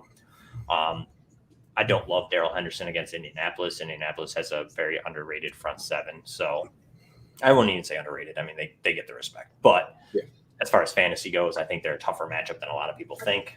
So I'm in on Kareem Hunt over Darrell Henderson this week, even though the workload obviously leads toward Darrell Henderson seeing more of it. I'm also expecting them to use Sony Michel more than they did last week. I don't know if they just didn't use him because he isn't fully acclimated yet. It just kind of seemed weird that they traded for him and barely gave him any runs. So I could see maybe Henderson getting a little downtick in usage this week. How about you, Ryan? With it being half PPR, I like Hunt's upside more. Colts were top 12 against running backs last week, playing against Seattle. And I think the Rams just want to throw the ball more. I really do. I think with Stafford and how he played last week, I feel like they're just going to throw the ball more. Henderson only saw 1 target last week, so doesn't seem to be very heavily involved in the receiving game. So, like I said, I'm going to take the positive game script with – and I mean, the Rams are 3.5-point favorites on the road against the Colts. But I think just with how that offense looked and how they seem to want to move the ball through the air with Stafford, I think Hunt is the higher upside play there. I like it. I think I agree. I mean, Kareem Hunt seems like just it's higher upside and higher like floor. Do you know what I mean? I feel like for me, I'm just because he's involved on Kareem Hunt. You know what I mean? Like that offense just screams like better to me than what the Rams are going to give Darrell Henderson this week. All right, so I want to hit you with a sneaky sleeper play again, also from the Bills-Dolphins game. Devin Singletary had 11 points last week, no touchdown. Involved in the passing game. Against a tough defense. Against this fairly tough defense. This week again. Easier defense, I think, Miami versus Pittsburgh. He looked good. Do you know what I mean? Like, I feel like he might have a better shot than, say, Gaskins even does. Similar workloads. I mean, if Zach Moss is out, let's go that route. Zach Moss is out. Yeah, I love it. I mean, if Zach Moss is active, then it kind of takes away that ceiling that he has. But the Dolphins did let up a bunch of yards to Damian Harris last week. With the corners that they have, Buffalo might decide to run the ball a little bit more. But just how their offense is, I feel like they just pass the ball so often. I don't know how involved was Singletary there in the passing offense? Devin Singletary or Mark Ingram? Singletary saw 5 targets last week. I actually thought he was a little bit lower than that. I like Singletary this week as a possible sleeper, but like I said, only if Zach Moss is out. If Zach Moss is active, it kind of takes a little bit of confidence off of that. So and I haven't seen any actives coming out yet. I don't know if you have or not. My phone dropped, so I haven't been able to. Yeah, I'm watching Game Day Morning, and they don't have anything yet. So, would you start Devin Singletary or A.J. Dillon to pick as our sleeper here? How confident are you on in either one? I think I actually like Dillon this week. All right, you know what? Packers being a 12-point favorite against the Lions at home. I got to make this a little bit different because Ryan won't agree with me, but I'm going to let us have 2. So here's for the photo evidence so that when we have to come back to this, and I'm going to start with mine because I'm biased, and I'm hitting it. I'm just going to hit it. I'm going to say Devin Singletary is going to be my sleeper this week because why not? So just a little mini update on things that are coming out for today. I don't know if you're looking really at all in terms of news that's coming out. I know you said you're watching Game Day, but I'm not sure what all they're talking about because I'm not watching that. But Elijah Mitchell is expected to carry the load versus Philly, and Ravens are to play the hot hand this week, which is the worst fantasy news you could ever possibly hear for a running back. The worst news. I don't know what else you can hear other than we like all 3 guys this week. Devontae, definitely start Devontae Adams. I love that start. Wow, those are not in order. Sorry, folks. Minor issues here on the technical side. So we got Melvin Gordon, Kenneth Gainwell for Ryan starts this week with a sleeper of A.J. Dillon. And then I'm going to roll with Javonte Williams / Melvin Gordon, Damian Harris, and then Devin Singletary is my sleeper. I'm curious, does the news of Elijah Mitchell carrying the load, does that change any of your answers from before with him involved? No. Going up against the Eagles? I think I'm going to make you carry the load on this show. Does that change your opinion on the show? No, I still hate it regardless. You know what I mean? Like, I just don't believe Kyle Shanahan. I don't believe it. I don't. I think that Elijah Mitchell, he might carry the load, but what's the load? This just came from a source.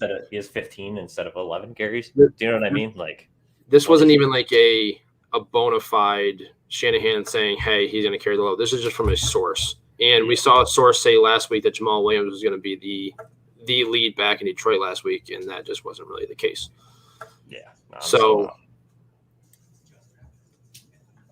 We got a trade question. Did I win Fournette and Gordon and Myers for Gaskins and Hamler? I'm taking you got Gaskin and Hamler. I don't like it. I don't love it.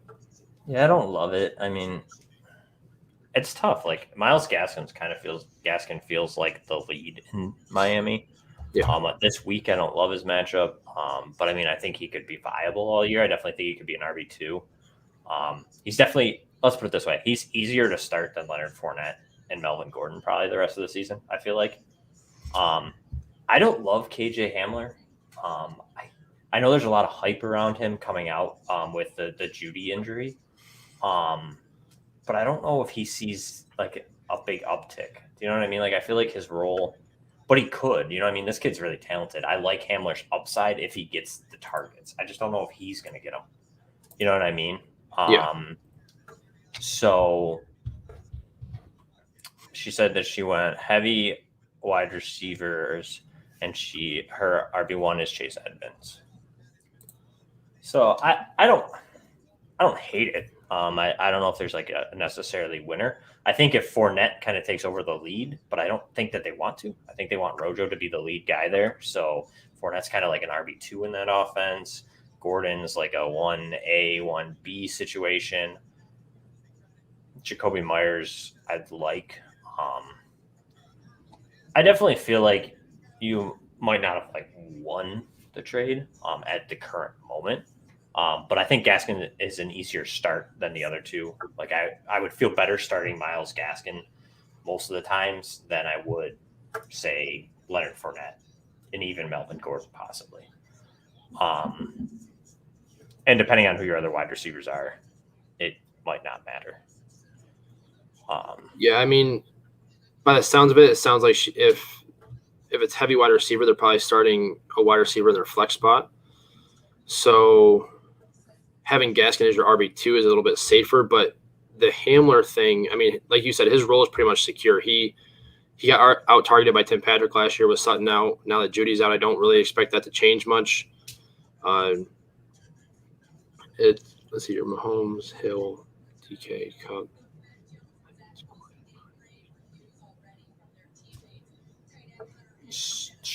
Is it start 2 wide receiver or 3? Would be my question, I guess. Because if you're starting 2 wide receiver and then like 1 or 2 flex, I feel like it's fine. I agree. I think Gaskin is kind of an improvement from Gornett and Fournette. Do you know what I mean? Like, I feel like that is definitely an improvement. So it's start 3 wide receivers. So you figure Hill, DK, and Cup are your 3 starts with 2 flexes.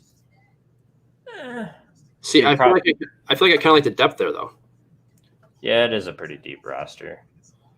Yeah, I mean, and I think Myers is safer than Hamler. Yeah, I agree there for sure. And then if Javonte were, God forbid, gets hurt and goes down for any reason, Gordon's automatically thrusted back into that upper tier RB2 volume-based play. Yeah, I mean, I don't love it. Like, I'm not like screaming that I love it. But I don't hate it. I mean, Hamler has that upside, though. You know what I mean? You're definitely chasing that. And as a flex play, Hamler might not be terrible. I think we'll definitely see this week. But I feel like with Hill, DK, Cup, and Rondell Moore even, that's a lot of upside there where you could have Jacoby Myers be like that safe option from week to week. But is he going to be? You know what I mean? He might be. I'm not sold yet either on Jacoby Myers totally either. So I'm not really sold on like their role yet in that offense.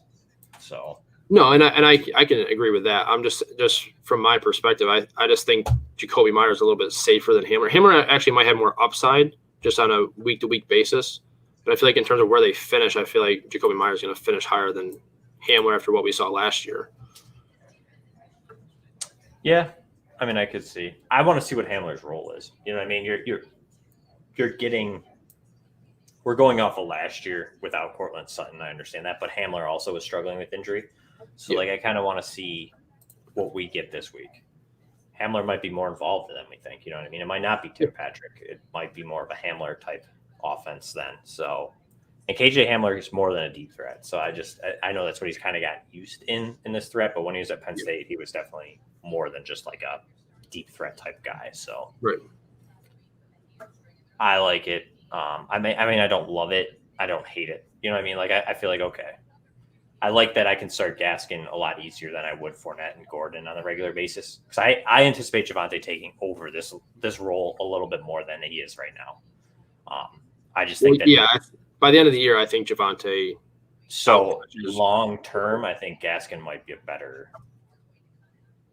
option later in the year. But it's going to come down to seeing, like you had said, Javonte goes down or maybe he doesn't take over. I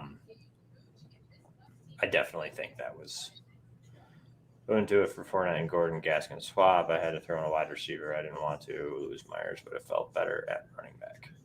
Yeah, and that's also what it is. You know what I mean? If you feel better, like I said, I would feel better starting Gaskin than Fournette and Gordon. Yeah, for sure. So I could see where you're coming from and having that little bit of depth at wide receiver. Losing Myers isn't terrible, and Hamler is not a piece that you're like totally going like to nothing. So I don't hate it. I don't love it, but I think the upgrade at running back is definitely a good move. Running backs are tough to acquire in any type of format, so I don't hate it. All right, Ryan, let's clear this board. We're gonna hit a lot of undos here. See some backwards movement. Oh, too far. Wide receivers. Who do we got? Wide receivers.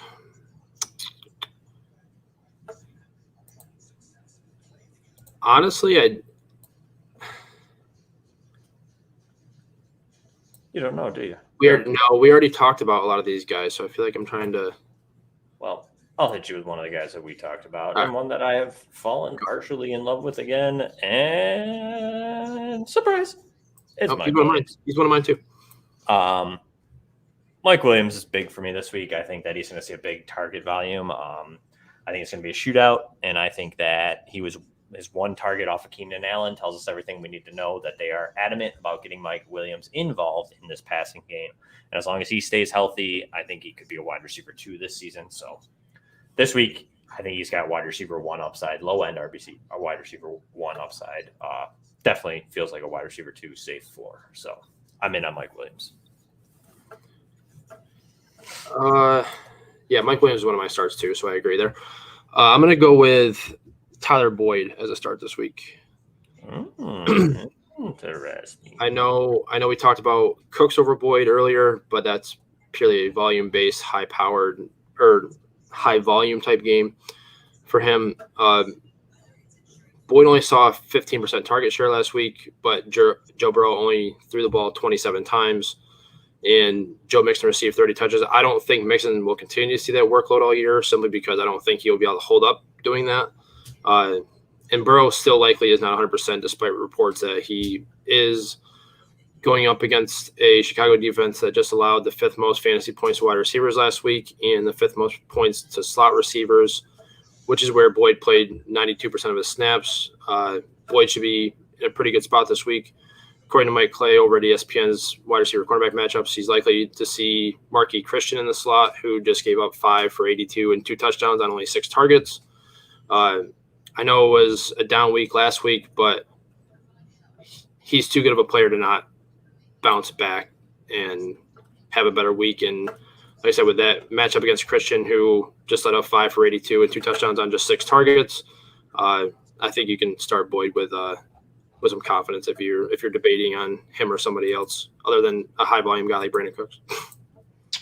I like it. So I was just checking the Twitter stream there.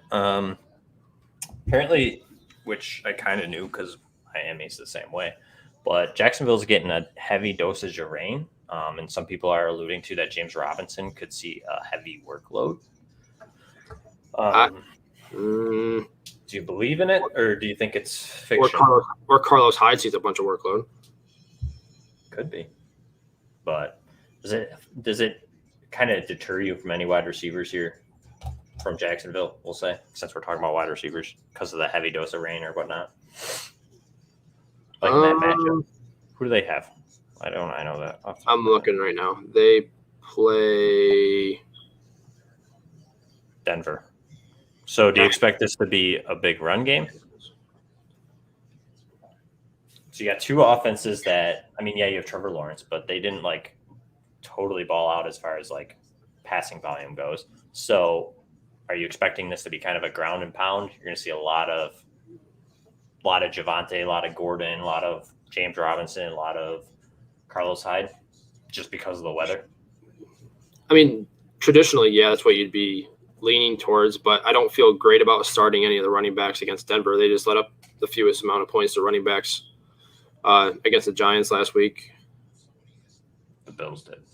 Don't discredit them. Well, according to Fantasy Pros, Denver gave up the fewest. How many did they give up? What are you looking at?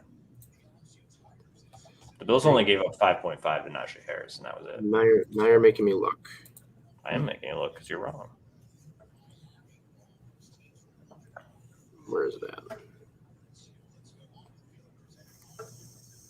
I want to know this supposed fact that you have. Yeah, Denver had 7.6, so they were right there. But the Bills only gave up 5.9 to running backs. Give me a second. Unless it's a different format. It might be different. It might be standard, because then it would be Denver. That's what's weird about Fantasy Pros, that they don't allow you to adjust to the scoring settings. Yeah, at least standard, it was Denver. They're probably going maybe standard, because it would be Denver in a standard format. Okay, so it's half PPR based off of what I was looking at. I should have looked at that ahead of time, so that's my fault. But they let up the fewest points in half PPR. And standard, because I'm looking at both of them right now. Okay. So it was Denver in half PPR and standard, but the Bills were in PPR because they only had 5.9, where Denver had 7. So I was right, and so you were right. We were both right. We'll agree that we were both right. But anyways, in terms of the matchup, I don't like the matchup. Obviously, I think even 80% of Saquon, I think is still better than Robinson and Carlos Hyde at this point. So especially with such an uncertainty of who's going to get the majority of the work there, I'm not liking either of them. If it's a torrential downpour, like you said it was, then that's a little iffy. I'm looking at NFLweather.com right now to see what exactly it looks like for that game.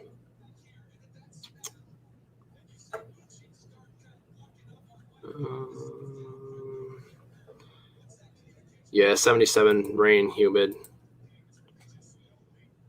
It's supposed to rain throughout the game, according to NFL weather. So, yeah, it could be a lower scoring game. And it was already the fourth lowest over-under for the week.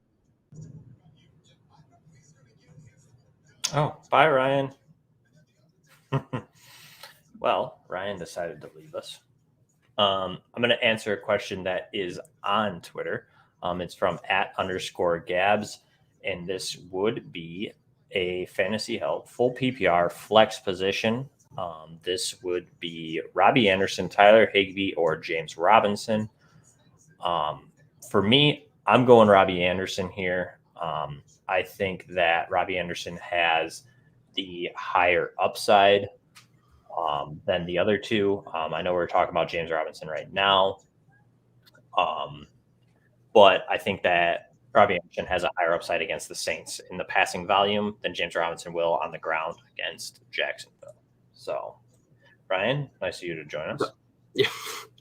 I accidentally exited out of my entire internet screen as opposed to just exiting out the window. So, yeah, that was my bad. All right, continue your statement then.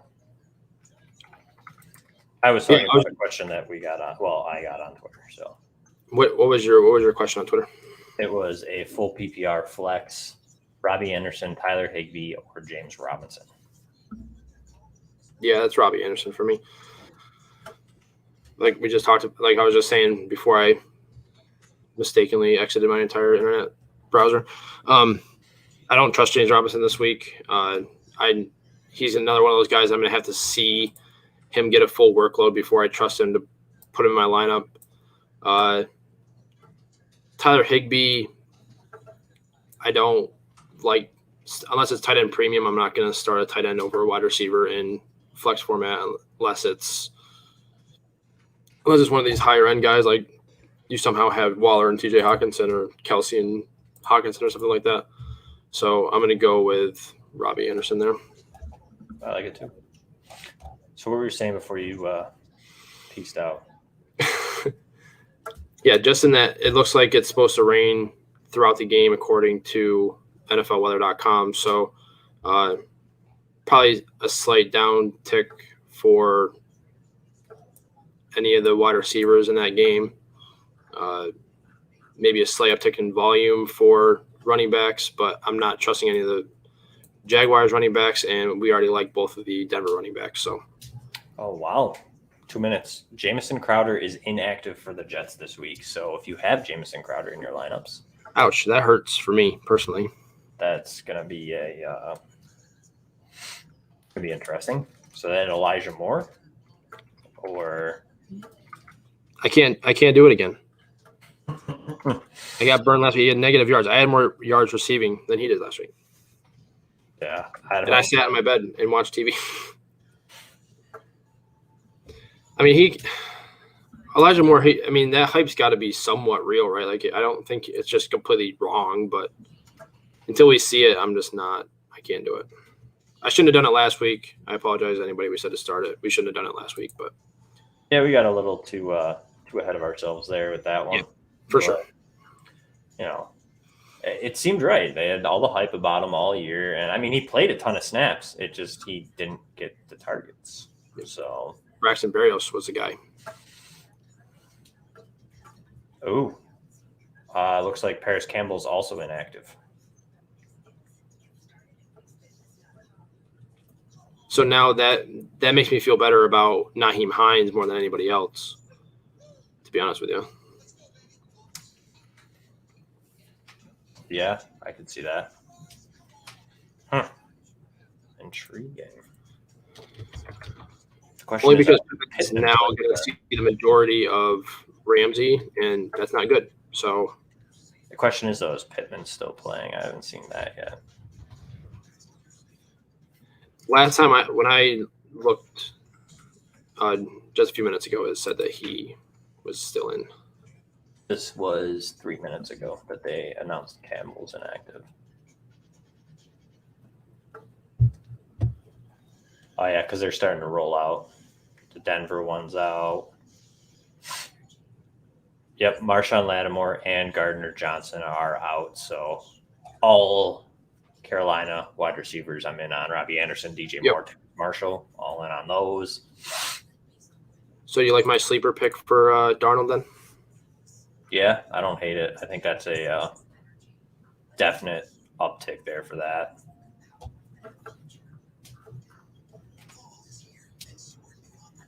Alrighty. Ryan, do you have anything you want to talk about, or do you want to any other wide receivers? I'm personally starting Rondell Moore this week.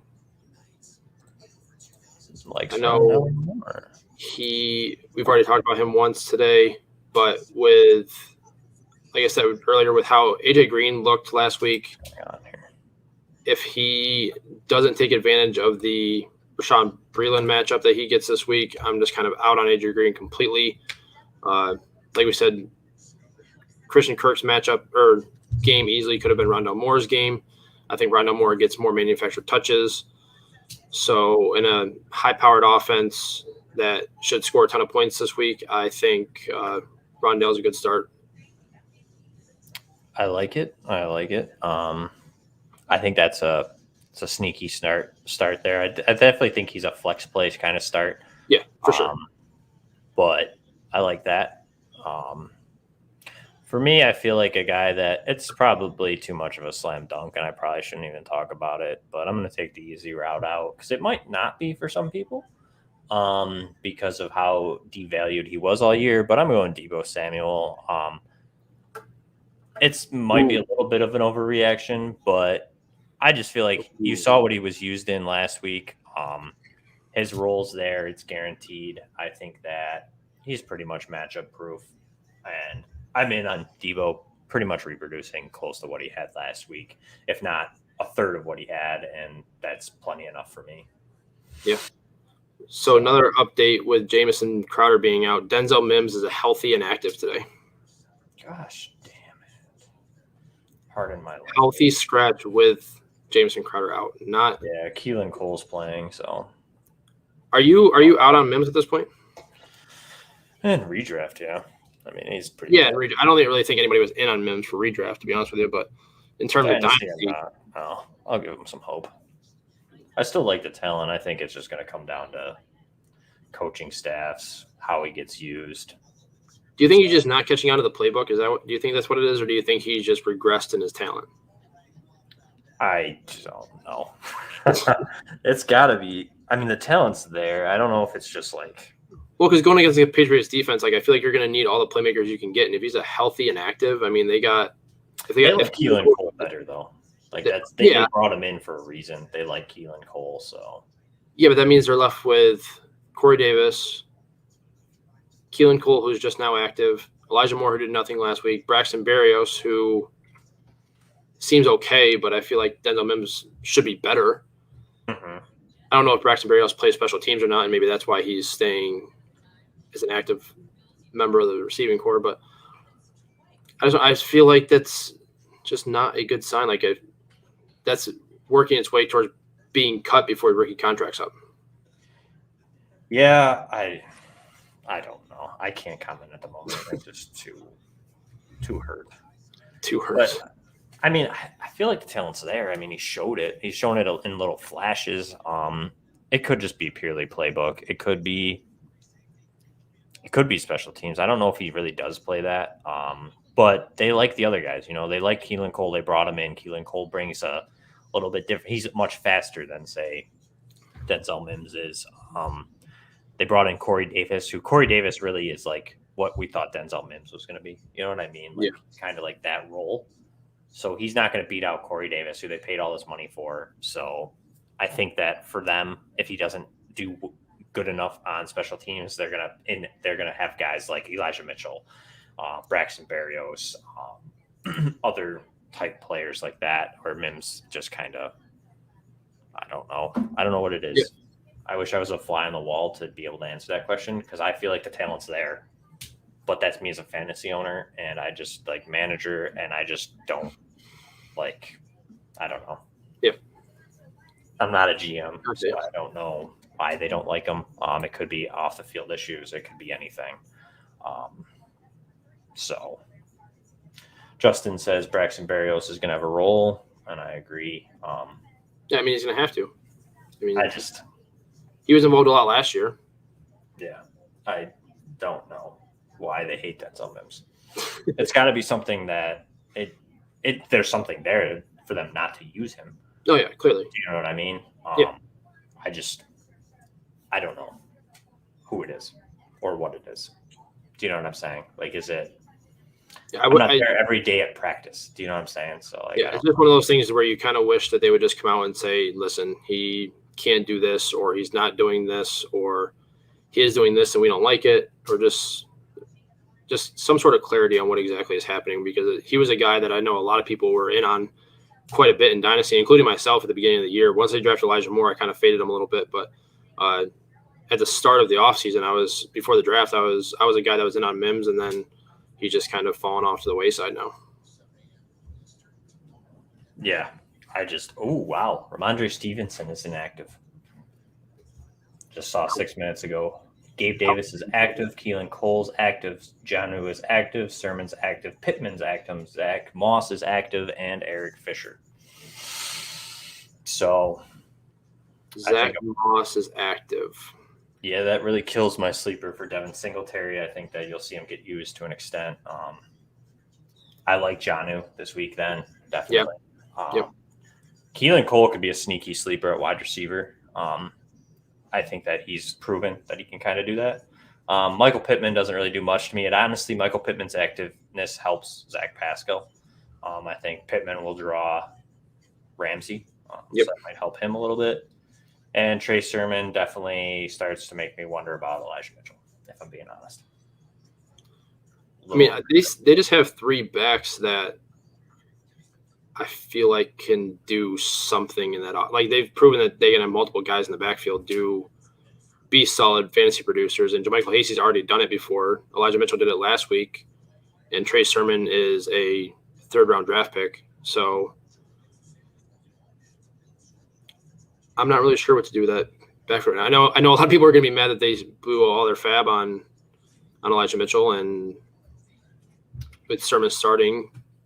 I mean, I know the report came out and said that Elijah Mitchell is going to handle the workload, but like I said about Jamal Williams last week, I mean, he was supposed to be the lead guy, and Swift out-touched him, and Jamal Williams outproduced, but Swift was more efficient and just looked better, in my opinion. Yeah.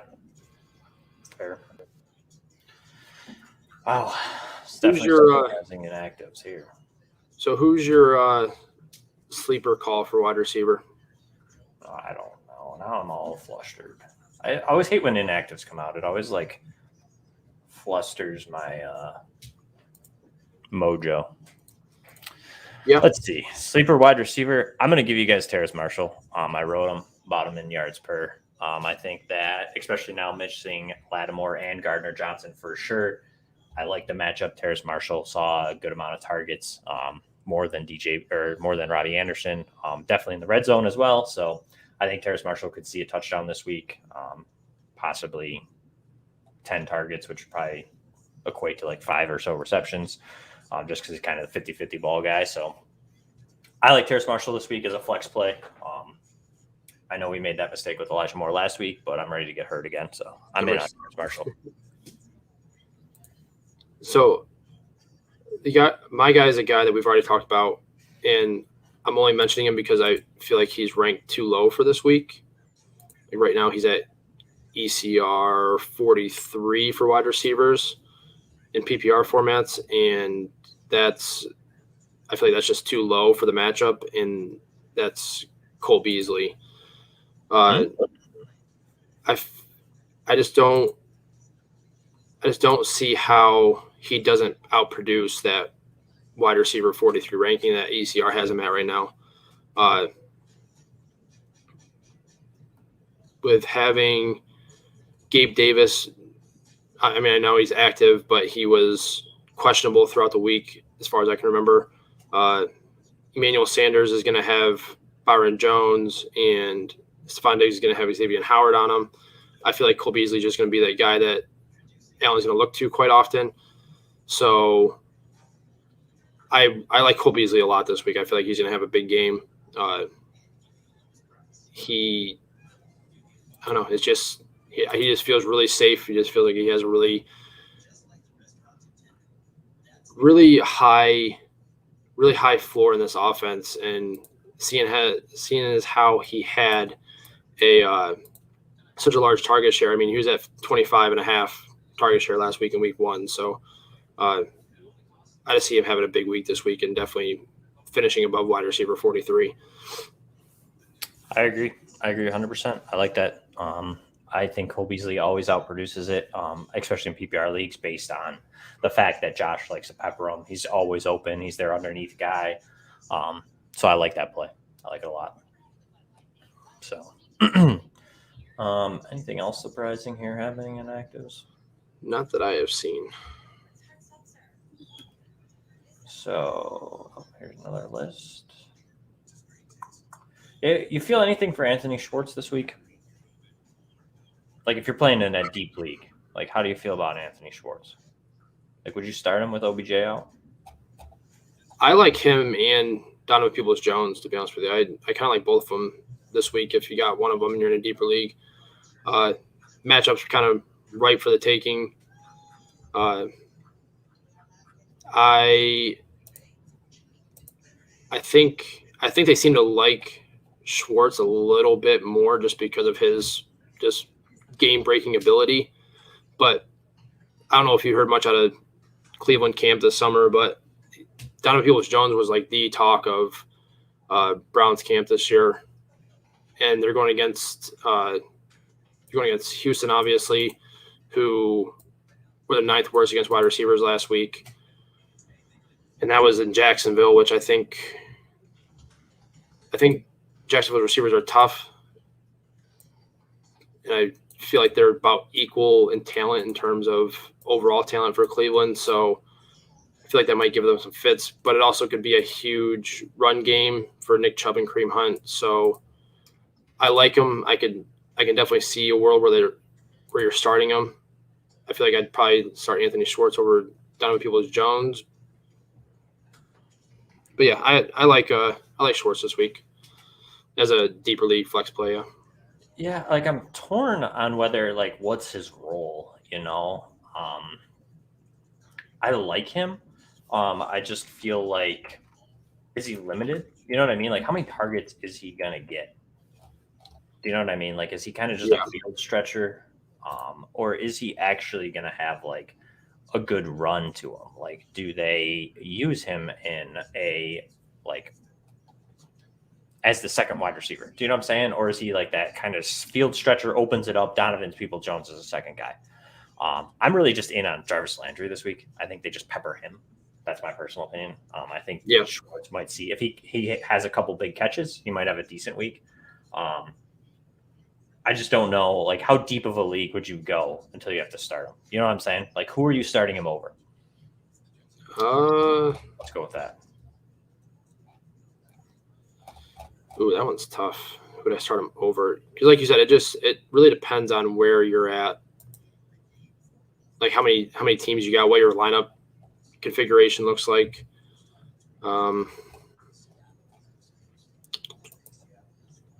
Would you start him over Terrace Marshall?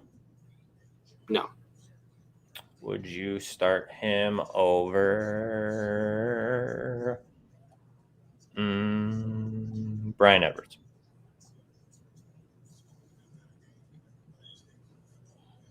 Honestly, no. Rondell Moore? No. He finished with more points than Rondell Moore. Jacoby Myers? No. Gabe Davis? No. Braxton Berrios? Yeah. Okay. I think that answers our questions. Darnell Mooney, actually. Had a bad week last week, but. Darnell Mooney. Can't remember who the Bears were drawing. Cincinnati. No, I like Mooney this week. Would you go Nyheim Hines or Rondell Moore? It's a question on Twitter I got. I would go He's also starting. That's what I said, but he's starting Jonathan Taylor. Still Hines? Yeah, they were both super involved last week, so I would. I'm still cool with running both of them.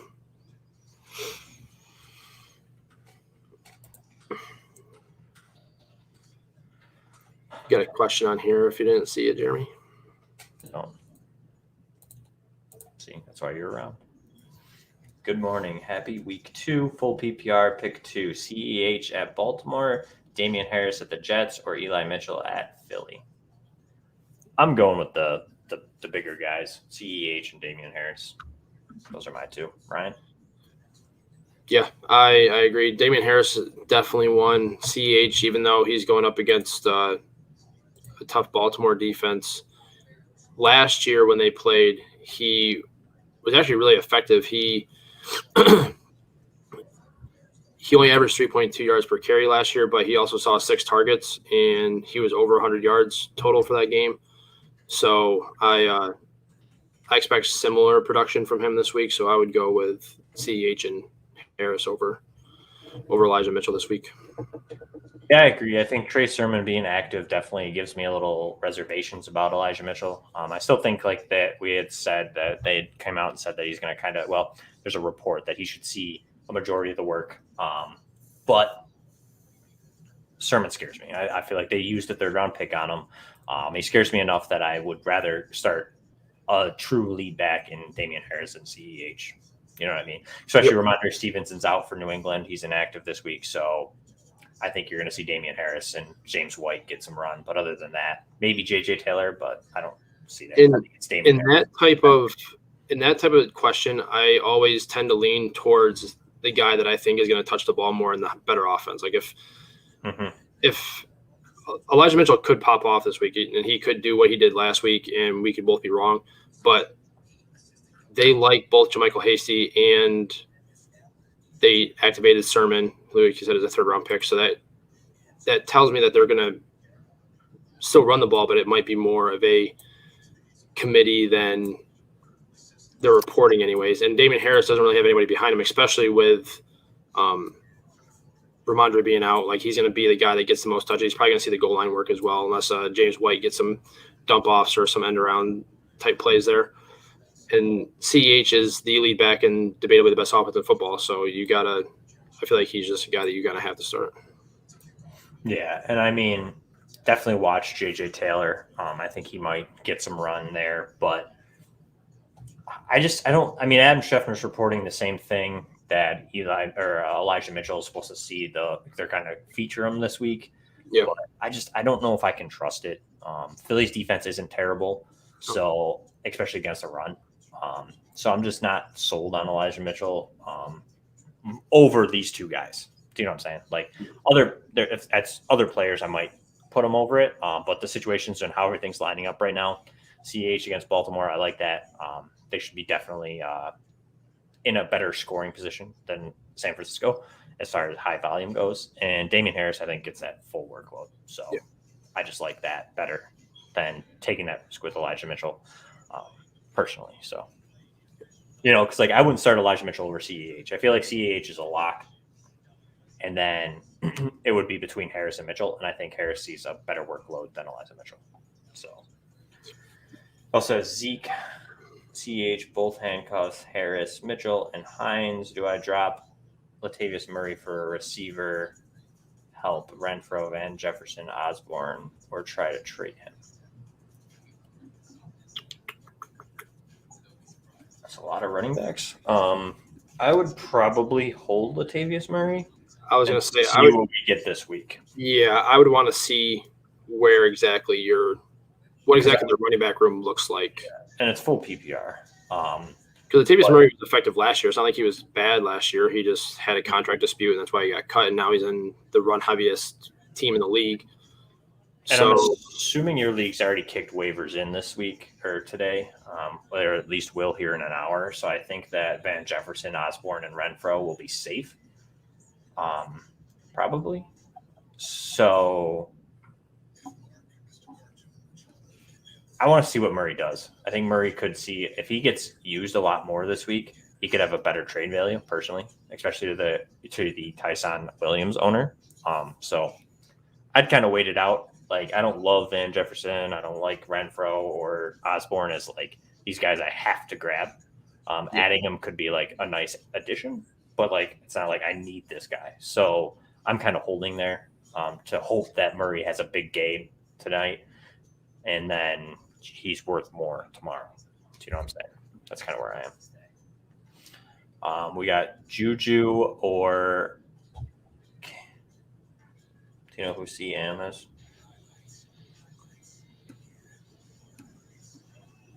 No.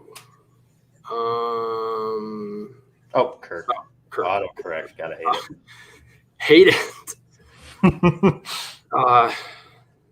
Man, I like Ben this week, so I think I'm going to go with Juju, especially if it's PPR. Yeah, I'm taking the safe Juju play there. I've been burned by Christian Kirk way too many times. If he goes off this week, then maybe I'll start to rethink about it. But he always has one or two 20-point games a season, and then the rest of it, he just disappears. So I just think it maybe came earlier this year. Christmas came early. So yeah. And I do think Rondale Moore is a little bit more involved. Like I said, he's a start for me just because he gets so many manufactured touches. I like Juju's floor a lot more than I like Kirk, even though Kirk might have the higher upside, though, to be honest with you. Like last week, I don't think Juju will have a game like Kirk saw last week at all this season with those receivers that he has. I don't know, though, because I feel like Baltimore's defensive backs are decimated at the moment, and who's Juju going to draw? I feel like he gets an easier option. I mean, of course, Minnesota's isn't great either. So I don't know. I think Juju might see a little bit better. I think, like, you know what I mean? You're going to have Deontay or Claypool are probably going to get locked down by Marlon Humphreys. So I like Juju. Pittsburgh plays Vegas. Huh? Pittsburgh plays Vegas.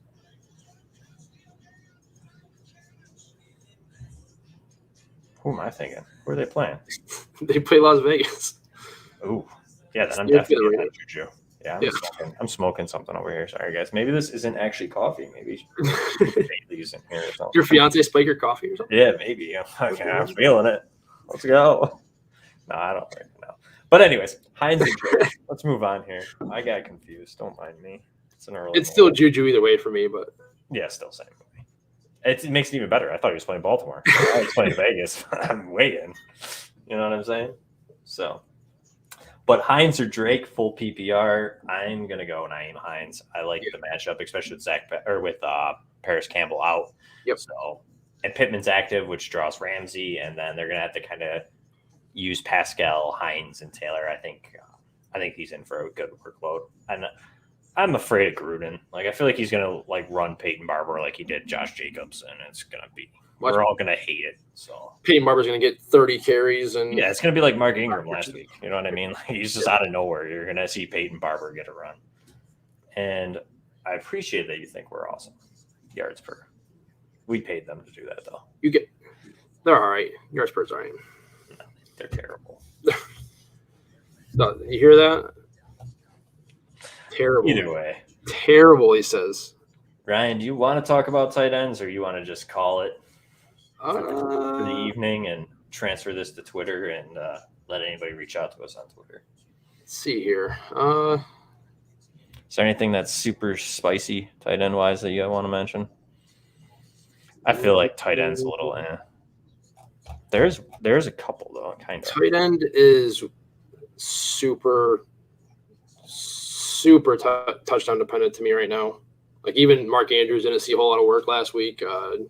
TJ Hawkinson had a big week. Kittle was down. Waller and Kelsey were obviously studs. Kyle Pitts was down. I do like Jared Cook against Dallas this week though. Like I feel like he could be a streaky or a sneaky start if you're streaming the position, or if you're just if you're in my position. I had Mike Gesicki as my only tight end in the league. I dropped somebody to go get Jared Cook, and I'm starting Jared Cook over Mike Gesicki.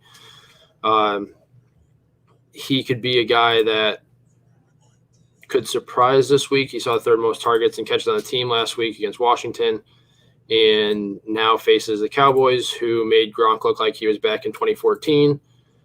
So 2014. Two high-powered offenses, should be a high-scoring game. I don't expect to see Eckler to see 0 targets again, but I still think Cook is safe to get 4 to 6 targets, and that plus a touchdown probably puts him in the top 7, top 6 for tight ends. So I think he's a sneaky start if you're streaming. I'll give you 2 streaming tight ends that I like this week. Austin Hooper. He might not be totally available in most leagues, but I think Austin Hooper's could be in for a big day against Houston. And I also like Dawson Knox this week against the Dolphins. All right, Ryan. Are you ready for week 2? I got to go set my lineups, to be honest with you. I got to go finish. I got to go with all the inactives coming out. I got to make sure I get myself. Any inactive starting? What's that? I'll probably have someone who's inactive starting. But I probably do. Well, the other thing is that, like, a lot of my leagues, you can put out players in IR. So instead of having to drop somebody to add somebody to replace them or something like that, I can just kind of put them in IR for the week and then worry about dropping somebody next week. So as inactives come out, I kind of like to go through and just make sure there's nobody I can put on IR, so I don't have to drop anybody to add somebody else or something like that. So Joe Hayden and Devin Bush are inactive for the Steelers. Kind of helps the Raiders a little. All right. Well, if you had to start one, who you starting, Henry Ruggs or Bryan Edwards? Bryan Edwards. Yeah. I'm all in on him. All in. I like Edwards, all the chips. I like. All right, everybody. I think it was a successful show again. Yep. Remember, if you want to get your lineup gone over, you can DM us during the week with the lineup, the settings, blah, blah, blah. And we can kind of pull it up on the screen and give you guys the best help that we can. And until Tuesday, when we will be live on Twitter and YouTube again, we will see you guys. Hopefully we get a good Sunday. Hopefully everybody gets the win. I know everybody can't, but I will graciously take the L's as I did last week to help you guys get the W's. So, Ryan, any parting words? Because you did better than I did. So, last week. Good luck to everybody. Hopefully we help settle some debates or conflicts you guys might have in your lineups, and hopefully they all pan out. I know week one's always a little tough, and it was tough for us. It hurt our own lineups, and I know hurt some other people's lineups as well. But can only get better. Hopefully to get better every week. So hope you guys keep coming back and rocking with us over here on Sunday mornings. And best of luck. Best of luck, everybody. Happy week 2.